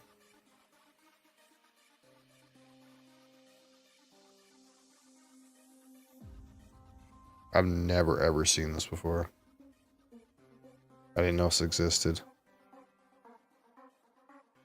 This is non-age statement port cask. Huh. They totally don't sell this in Canada. Yeah. Interesting.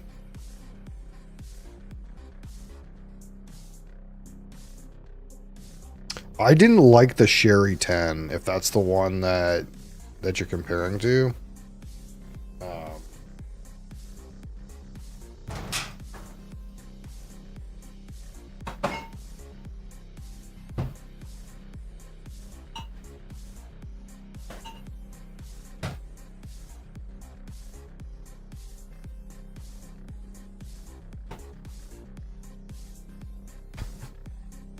Like this one here.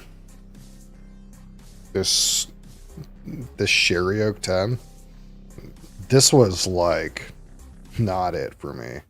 This one is way more expressive than like, especially this Ardbeg. In terms of like the barrel against the distillate, but I didn't like it at all. That's the one. Yeah. I didn't like this bottle at all. Now I haven't tried it that often, like since I reviewed it. Like I opened it and reviewed it and gave it a bad score. But I haven't drank much of it. I don't know if like maybe it'll change, but I did not like this one.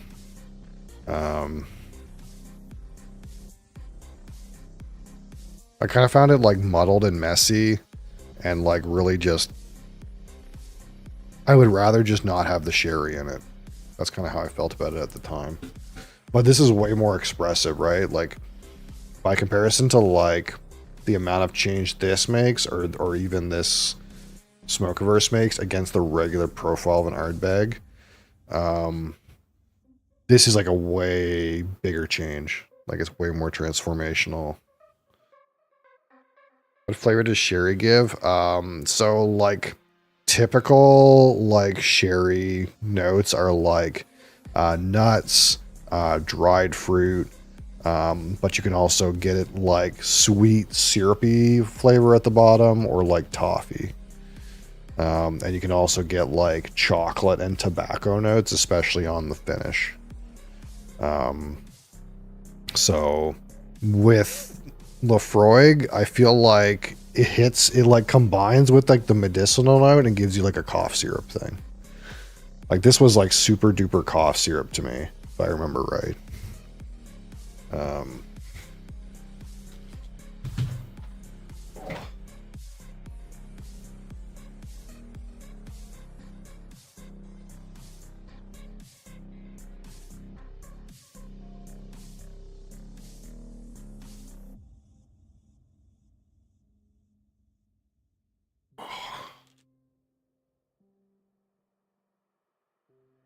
We're kind of chilling on this spec.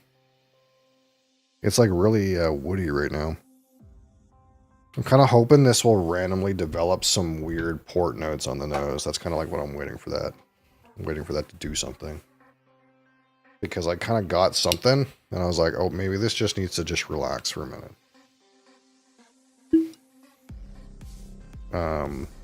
Pretty much every time I think I've had this, it's like super duper cough syrup. And I did not really care for it that much.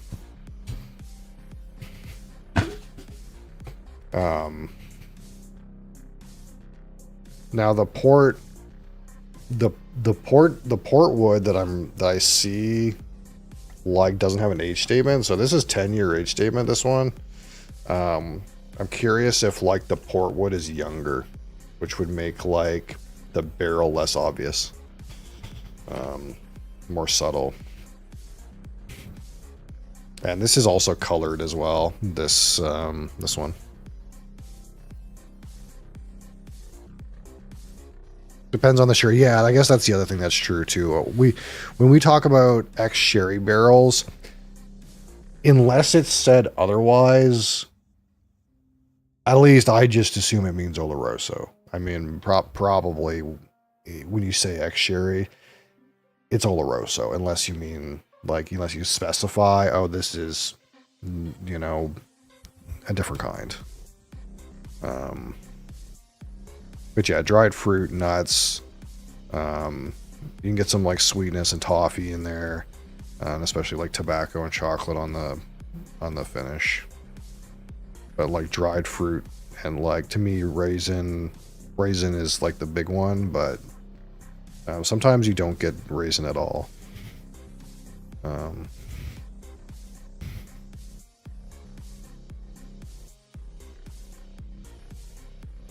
Yeah, this just smells like cough syrup.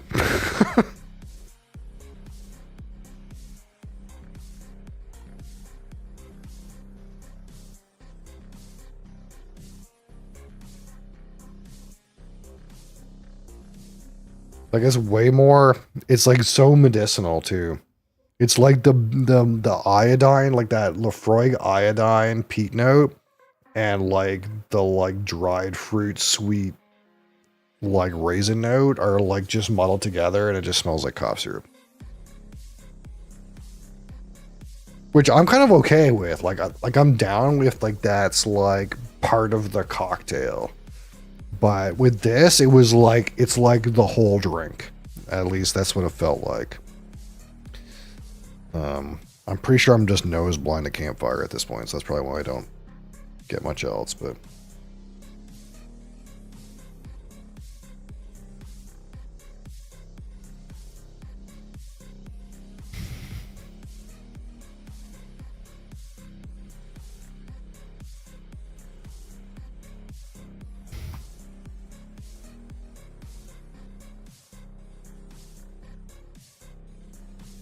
it's a little bit nutty, and it's got the earthiness.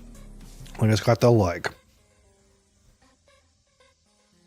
that like Lefroy kind of like craze out earthiness in it, but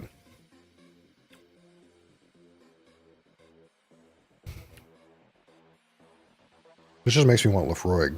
Not this bottle, but Lefroy.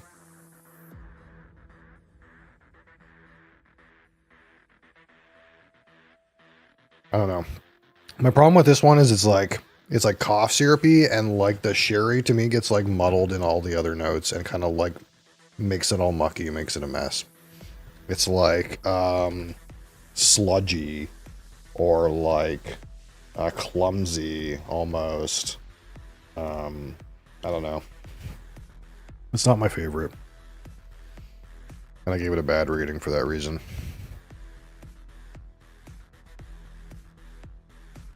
There's something else there too.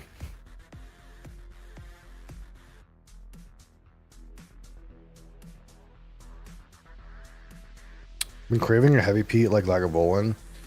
Lagavulin 16 is its own beast, to be honest. Like even like the other Lagavulins, like even if you have any of those Offermans or the 8 or anything, they're just not quite the same as Lagavulin 16. Because Lagavulin 16 is like, it's got some age to it, but it's also not very high proof. But despite it not being very high proof, it's still like pretty pungent when it comes to smoke. So there's almost like a lightness about it, but it's still really smoky. Not sure Isla's the best place for sherry. Yeah, I don't know about Oloroso.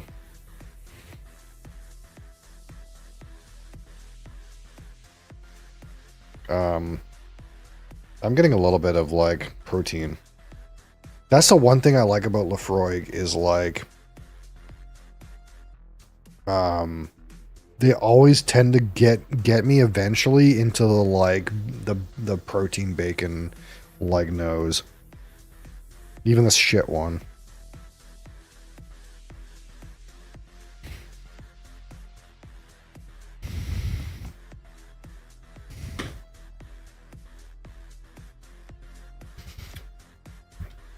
When I was in Canada, I had a 16 a couple times at the hotel bar. Yeah, 16 is really good. Like, there's nothing quite like the 16. That's why they can afford to, like, keep jacking the price up. Because really, like, that 16 should probably be, like, 120 Canadian dollars, and it's, like, 200.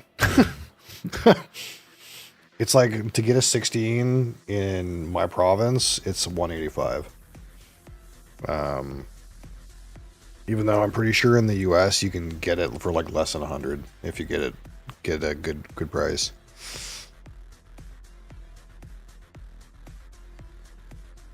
Yeah, I mean I'd get a Lagavulin 16 if they had one on a bar. Assuming there wasn't like, you know, crazy stuff at the bar. Like it wasn't a whiskey bar, you know what I mean? But if it was like just a regular bar and they happen to have Lagavulin 16, absolutely.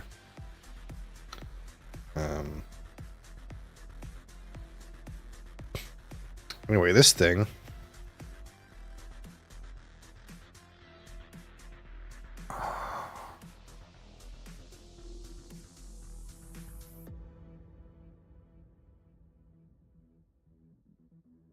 Got the Macallan 12 year. Don't remember too much of it. There's a couple Macallans. So,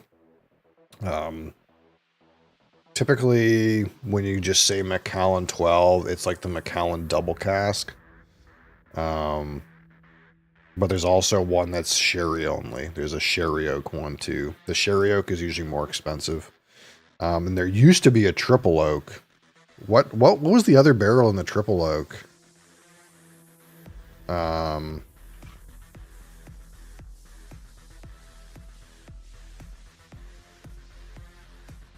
What was the other barrel in the triple cask?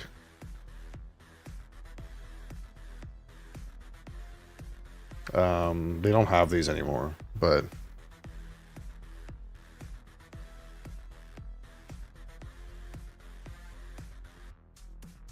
oh, okay. So there was American oak that was sherry seasoned in the triple wood. So it's really not that much different than the double wood. It's just that some portion of the sherry seasoned oak was American wood. That's all. Is that a donut?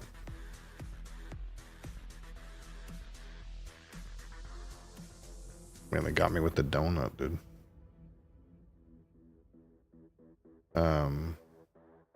Which yeah, they used to have a 3-wood, but now it's just the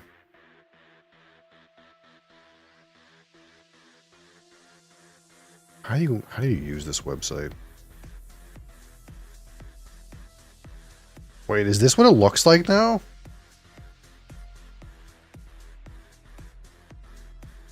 This is the old packaging, this one. Yeah. It looks like this now? I mean, hot take, that's so fucking ugly. That little raspberry donut looks fucking good. I know. I actually got me so good. I didn't know they changed the packaging.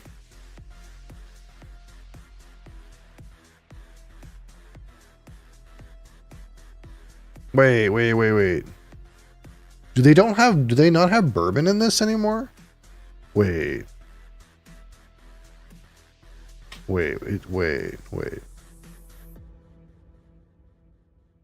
Oh, they took the bourbon out. Oh, they took the bourbon out. What? Okay, so in my brain, in my idiot brain, the double cask was bourbon and sherry. But it's not. The double cask is... No, it is bourbon and sherry. Wait. I'm so confused. No, the double cask is sherry seasoned American and European oak. There's no bourbon in this. Then what's the fucking other one? What's the point of the other one?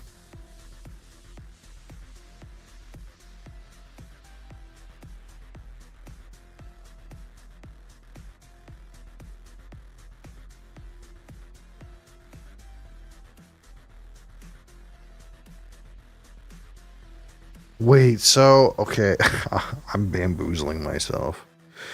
Okay, so... What about what's the...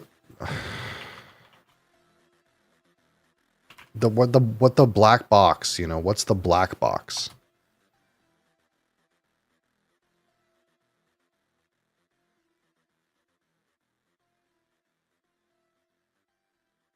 So this is only European sherry.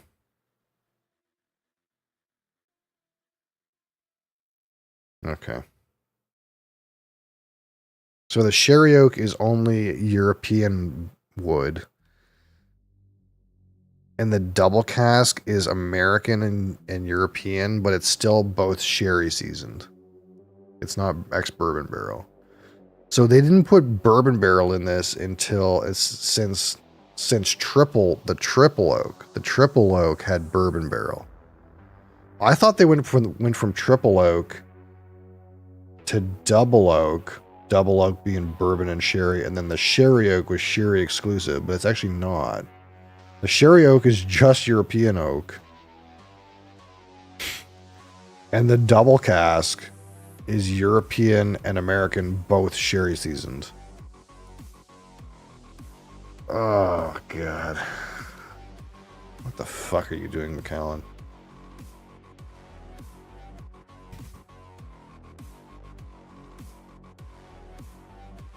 Got to get that Macallan. So we'll give you a hot tip off, in which is that I do have a Macallan coming, a 12-year double cast Macallan. So I've never ever bought a Macallan because I know they're overpriced for the whiskey, but it's like one of those things that like you got to try, right? So we are going to be doing a Macallan coming up.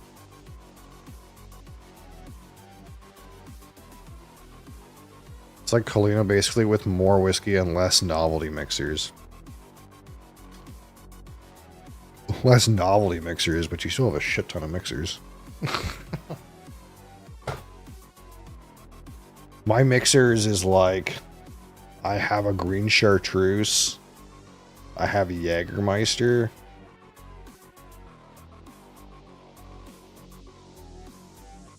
and that's it.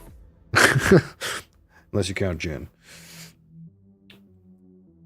Much of an opinion on Johnny Walker series of whiskeys. So they're fine.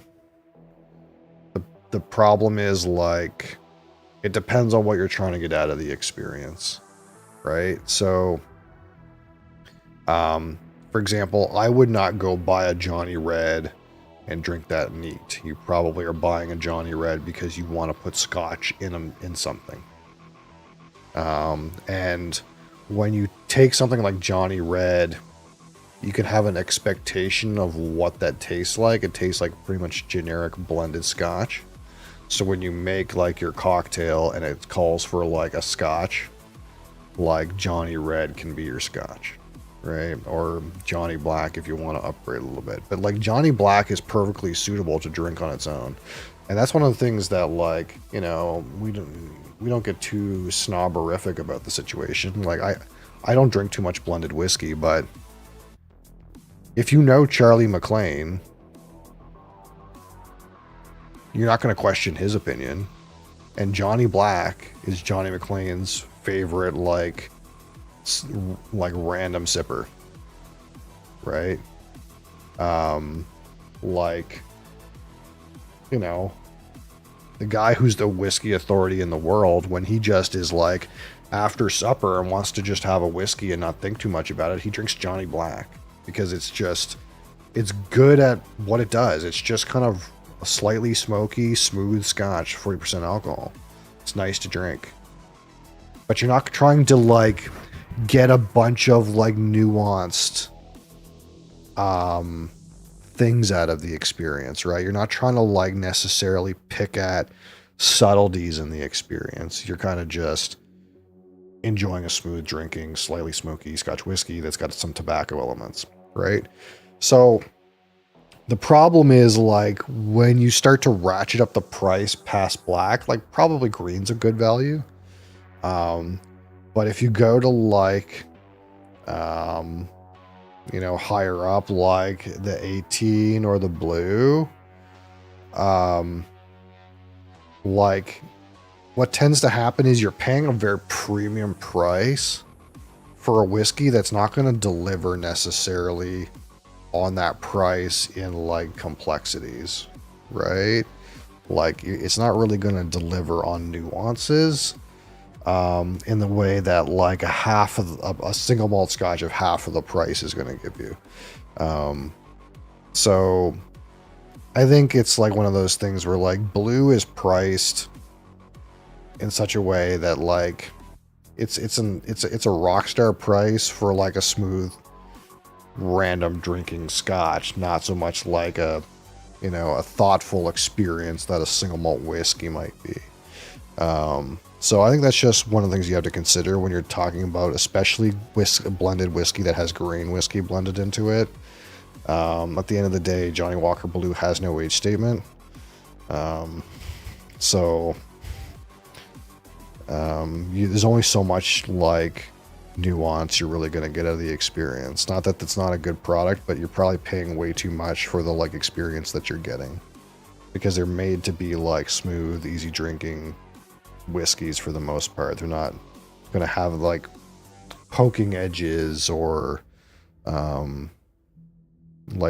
harshness that like is a good thing. Like, for example, when we're talking about some of these Islay whiskeys, they have harsh elements, they have bitter components, they have poking edges. They're not necessarily smooth to drink, but that's what gives them character, and that's what gives them some like nuances to examine and analyze and think about and, you know, spend time on. You kind of need some of that rough patches, you know, to really like find something interesting, right? And you just don't get that out of a lot of blended whiskey.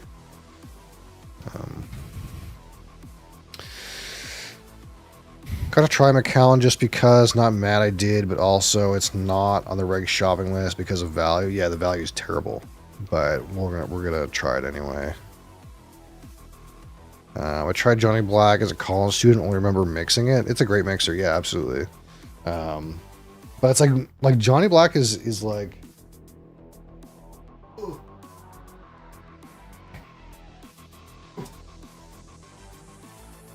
It's honestly one of those whiskeys that's like pretty guilt-free, right? Like if you want to use this to mix stuff with, like, it's not so expensive that it's like, you know, you feel like you're wasting the liquid. But at the same time, it's a whiskey that tastes pretty good. It's smooth, like it's easily drinkable, and like it's so cheap that you can also just drink it, right? Like, let's be honest, okay?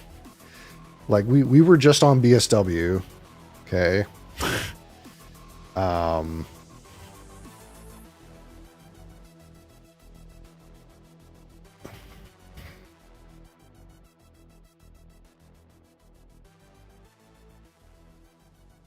Like, we were just on BSW, and we searched Ardbeg, right?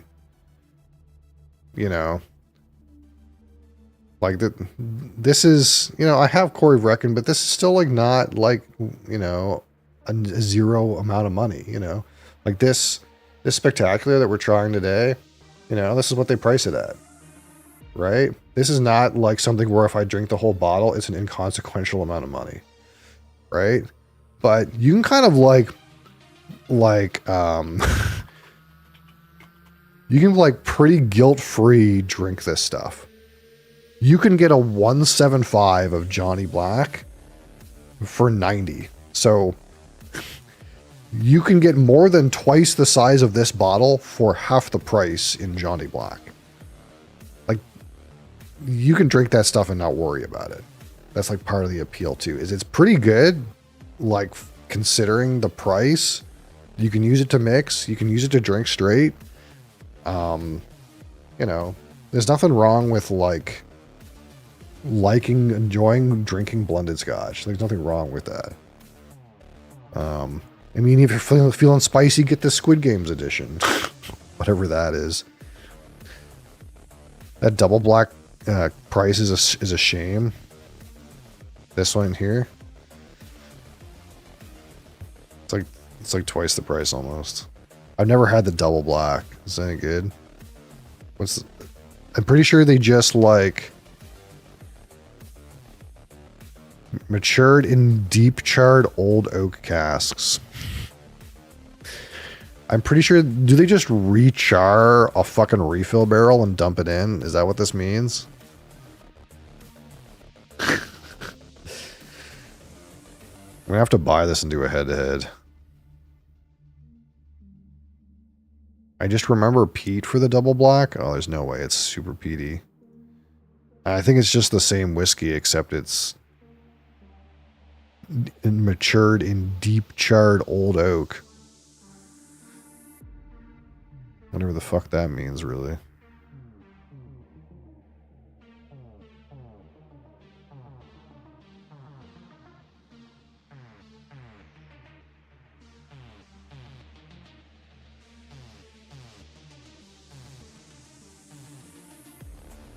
Not 2 times. Yeah, it's not quite 2 times. It's like maybe 50% more. I mean, when you consider the value against the 175, it's basically 2 times. But against a regular bottle, it's kind of like 50% more.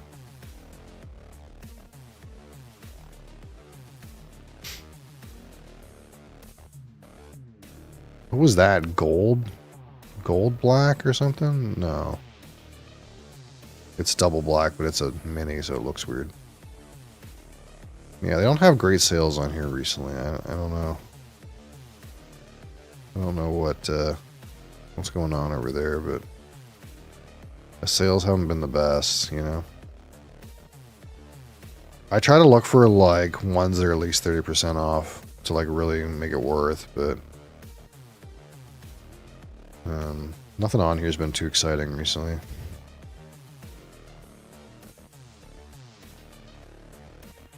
Whereas like 6 months ago, there was so many deals on here, I couldn't like buy them all. They were having stuff at like 50% off and shit, and I was just like, I can't. I bought too much already.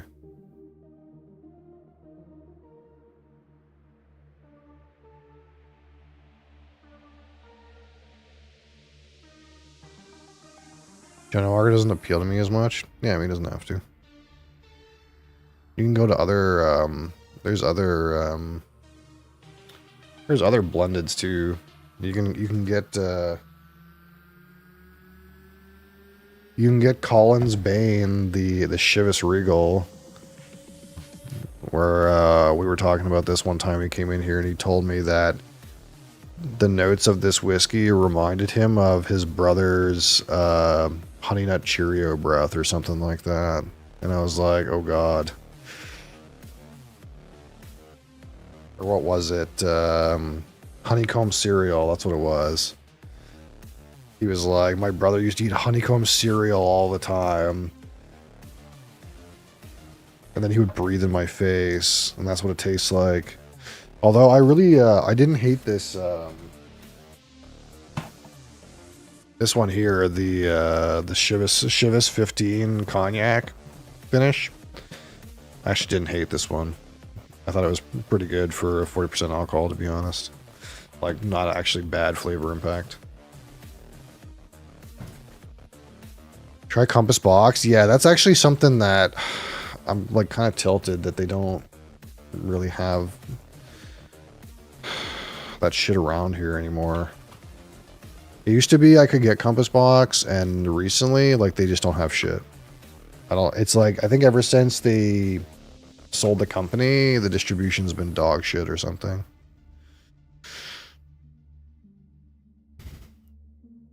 Oh, there's some stuff on here. But this seems like a lot. This seems like a lot for this bottle.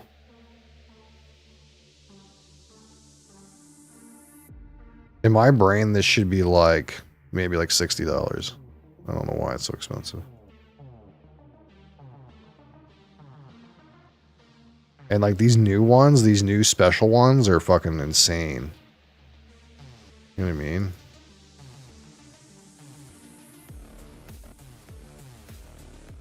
Like, wasn't the hedonism like maybe like $100? Why is it so expensive?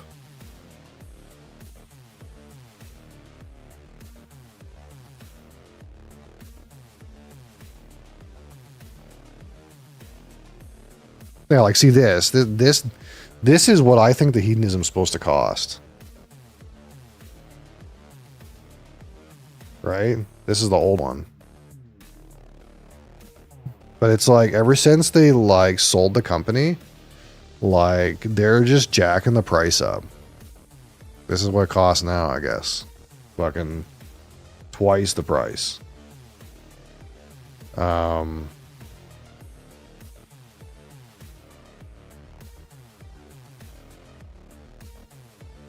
they started to discontinue all these ones that were a good price, like the Spaniard, that's discontinued. These spice trees are discontinued too. They just have old stock. 56% Peat Monster is still $100. I seem like in my brain this is like $80. Not that the price didn't go up like just because prices go up, but like there's the same bottle down here is 90. But I just, in my brain, like, here's a Peat Monster gift set with 2 glasses for 90. Like they've been cranking the price on this stuff. I can't get it in my province anymore, but even if I wanted to order it, like the price is starting to get stupid. Like what are these random artist things that are like $300 for blended scotch? No wage statement? Like, get the fuck out of here.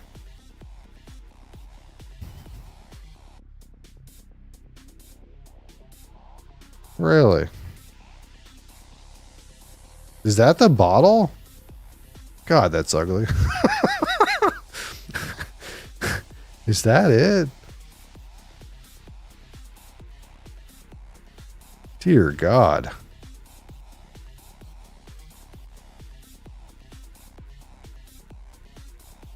$300, eh?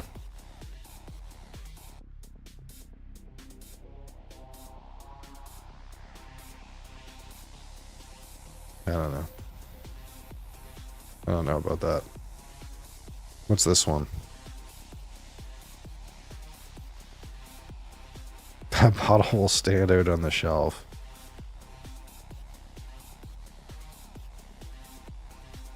What is this? Kensington Wine Market 30th Anniversary Blend? That's actually what this is.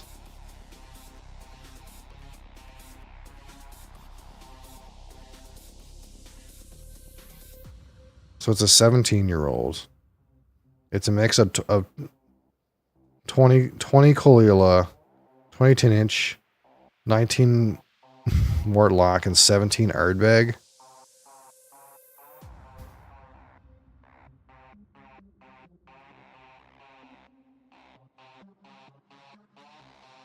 I mean, for 170, that's actually not bad. But I wonder, when did this sell out? 2022. Yeah, this is an old bottle. I guess I was looking at these things. That's why the price was... The price seemed okay. The price seemed okay because it was a few years old, you know. What the fuck is that? I don't get it. The one thing about the Compass Box bottles, honestly, was that they were kind of cool. But what the fuck is this?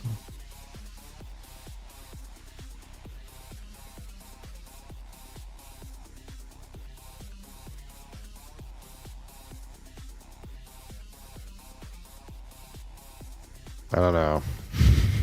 I'm not sure. I'm not sure I'm paying $300 for that.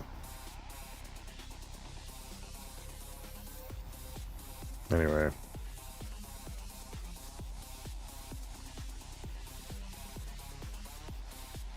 Well, we let this sit for literally ever. And it's not really giving me any random red fruit notes.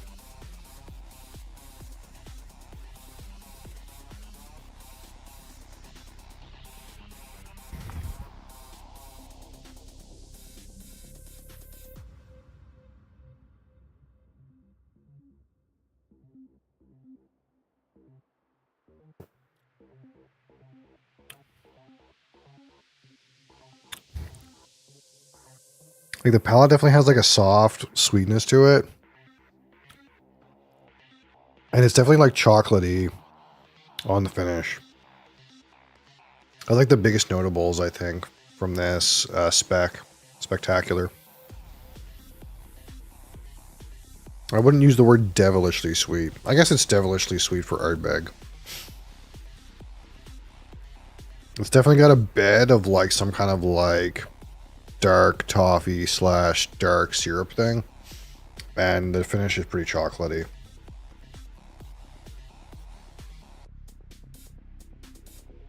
Miss on like plum note.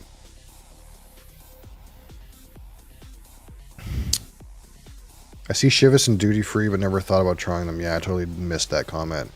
There is a bunch of Chivas and duty free that's like weird Chivas too. They have some duty free exclusives, I think. They're called like Chivas Extra or something like that.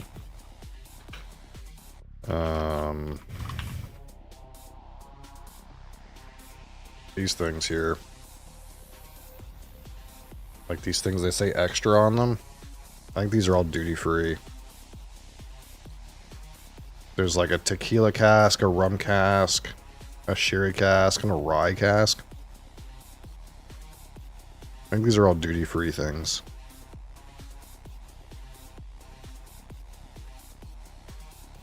I never had them, but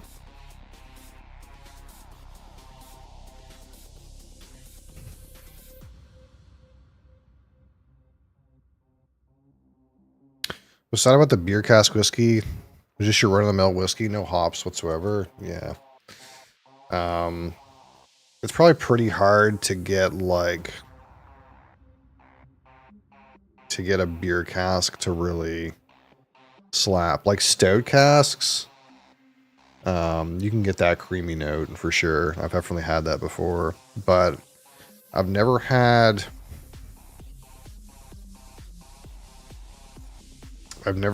like an IPA barrel thing that was like hoppy. It felt like it was hoppy on the whiskey. There was that Jameson IPA. I never tried that. I don't know if that really hit. And there was also a Glenfiddich that was made from an IPA beer. It wasn't like a beer cask, but it was like part of it was distilled from an IPA beer. I think is how it worked. It was called Glenfiddich IPA. And I don't know if that was very good. Getting like beer notes that are not stout related into whiskey can be a challenge. And like anything that's got distilled hops in it is very divisive. It's either it's like a love or hate thing. It's worth the cost, not worth the space in my bag. Yeah, I feel that. Yeah, see, like this is. We have a more recent year. It's gotten a little better, but.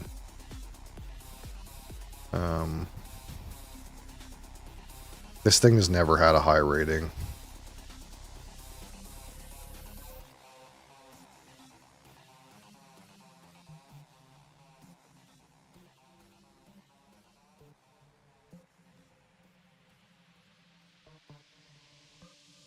I don't get much in the way of hops beerness. These goddamn Tronga bottles, I like them if they're regular size. But some of these like special edition ones are like a little big.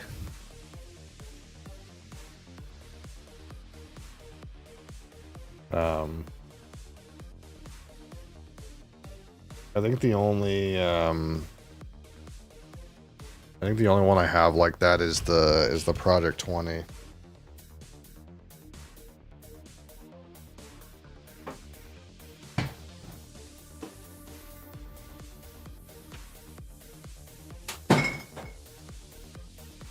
Like the regular Glenfiddichs are like they're like pretty lean even though they're triangular, but these like special edition ones are a little fatter. This one's not so bad. It's still pretty lean. It's the more expensive ones maybe. This one actually looks like a regular Glenfiddich bottle. They feel really good in the hand though. Like it feels really good to hold. I guess I'm thinking of like the Fire and Cane and like the winter one, the ice wine one.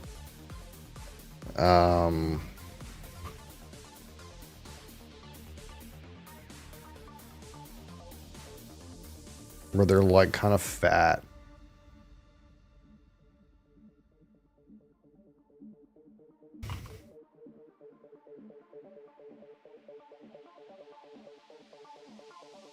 Like this one. This is the ice wine one. Where they're like kind of like thick. They're like thick. There's also one that's like it's what is it like? It's like some rum cask thing. Rum Reserva. Oh, the Fire and Cane's kind of like that too. I guess that one's not. This one's not too bad. But they're like a little chonky, you know.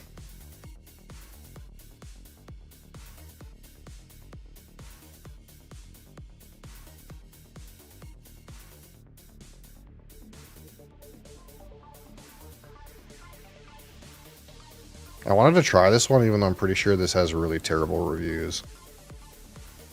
Because it's a smoky Glenfiddich. And that's like worth trying, even if it's like garbage.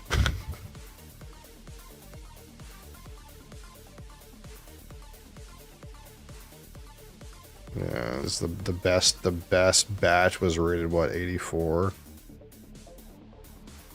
Not a hater, just always throws me. Oh, okay, I see what you're saying. Oh, they changed the bottle. Huh. Interesting. So this is the old bottle, but now they have it like this.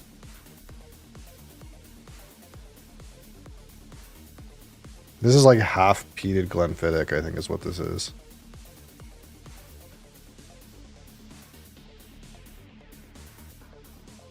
Fine whiskey, but not a high flyer. 70 points. I just wonder sometimes, like, if people know what this means when they rate something as 70. Not a high 70 is like undrinkable. Like that in a whiskey base score, 70 is like undrinkable, dude. That's funny.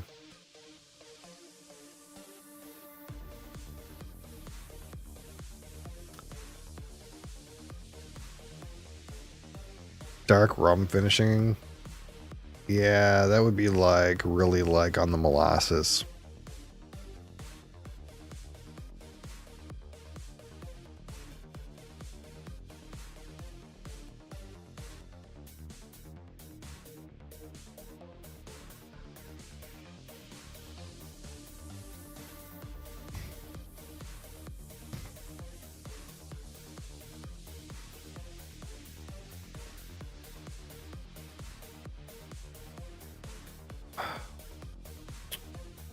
Sounds like video game rating, yeah.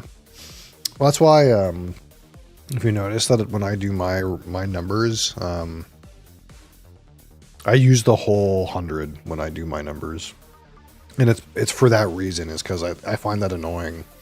That like in whiskey base, it's like if it's over 90, it's like the best whiskey you've ever had, and if it's like under 80, it's like not drinkable. So really, it's like really a scale from 1 to 10 when you think about it.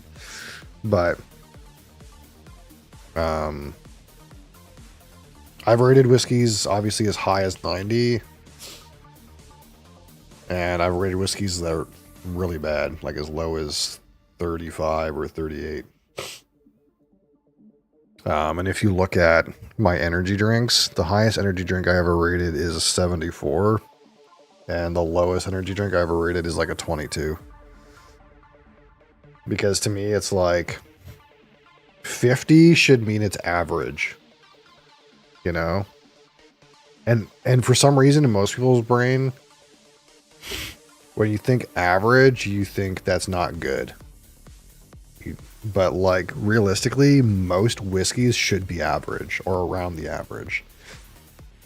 I think if you actually take a lot of my ratings and like if you did like a dot pattern, you'd realize most whiskeys that I've rated are around 50.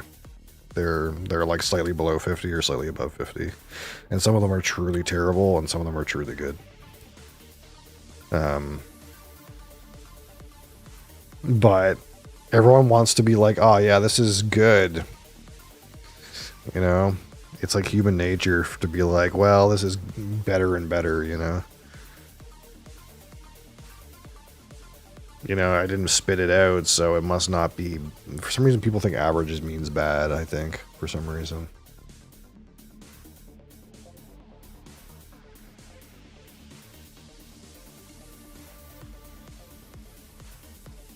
But it's also, like, somewhat subjective to your experience, right? So, like, if you always drank $500 whiskeys and then you went and drank a $100 whiskey, your scale might be really different.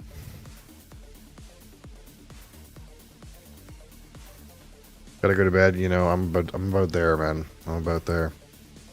Thank you. Thanks for your gifts and subs. I really appreciate it. I guess we'll have to set a new goal, you know. I'll have to find another bottle. I won't make it the Carches because I know I know you want to try that, so we won't do that. But I'll have to get another limited edition bottle and we'll set a new bar.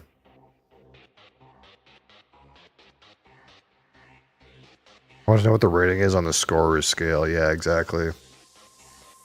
But that's why to me it's like it's hard to even know what the scorer's scale is because sometimes the scorer doesn't know what their own scale is.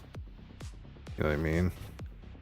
Like if people rate things out of 10 like the take system, and even under the take system you just say how likely you are to want to drink the beverage again, and you're always scoring things 7 and 8.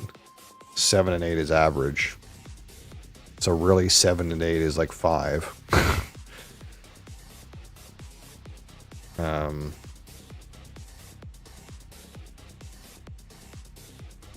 So that's why I tried my best to like kind of like when I rate stuff to like use the whole spectrum. I've never really rated anything truly terrible like below 30. So you could think, well, you're not using the bottom of the scale. And my defense of that is I've never ever tried bottom shelf whiskey. I've never rated a bottom shelf whiskey. Like I've never rated a Johnny Red. I've never rated a, you know, Wild Turkey 81. Like anything truly terrible, JMB Rare or whatever. Like I've never ever rated something like that. So there's got to be room at the bottom. There's got to be room at the bottom for stuff like that.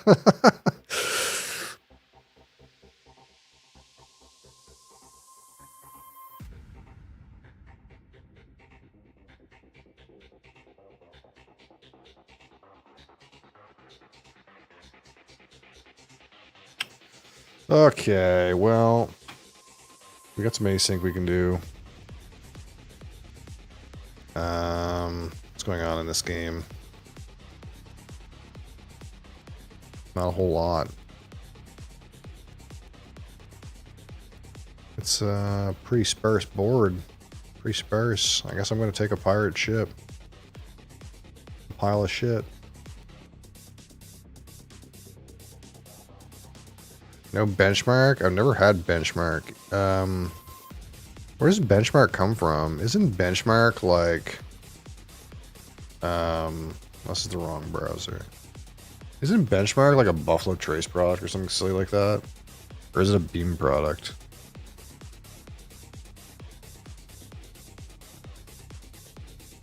Yeah, it's a Buffalo Trace product.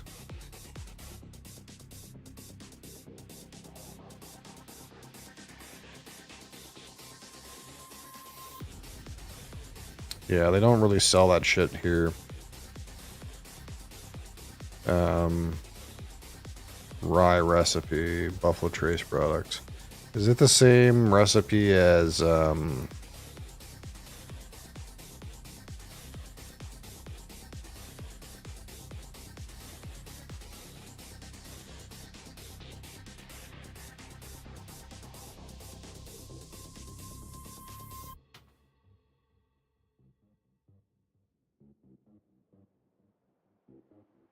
says it's mash bill number 1. So that's the same mash bill as...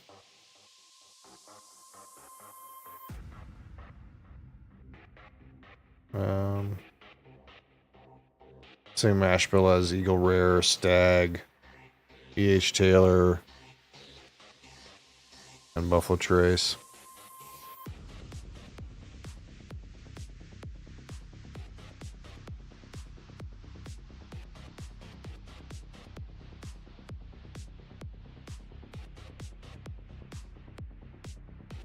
A little hot, but it fills a void. Yeah, I never had. I don't think you can even get that stuff up here.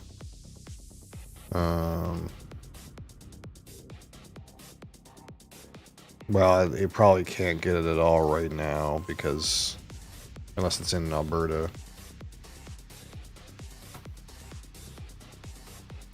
Yeah, no, you can't get it at all right now.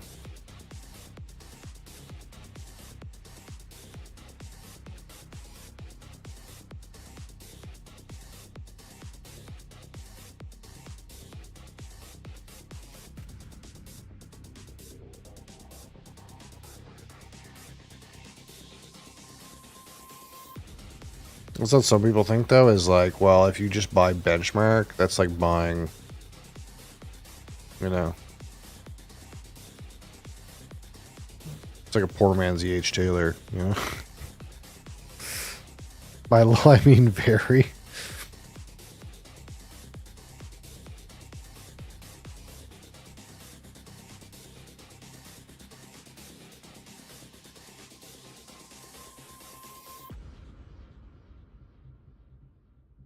Was he really young or something?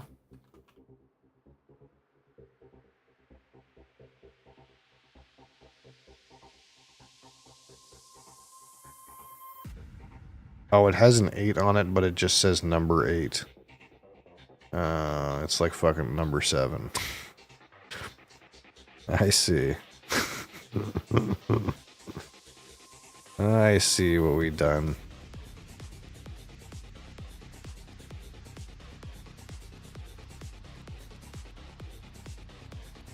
They got a full proof. Benchmark full proof. 125.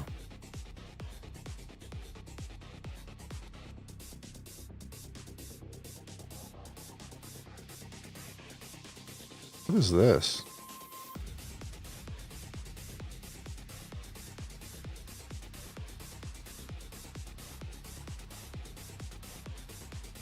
Oh, weird. What's going on in this game?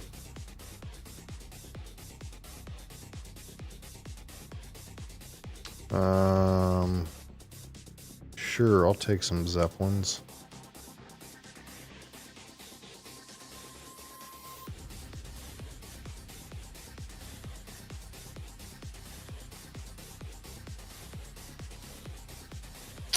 Green, blue, red? Red.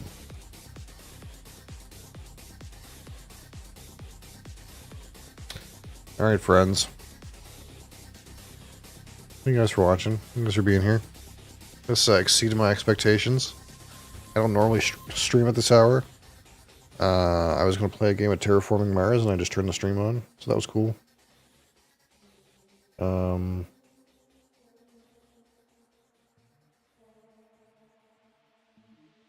Probably won't be back till Monday morning.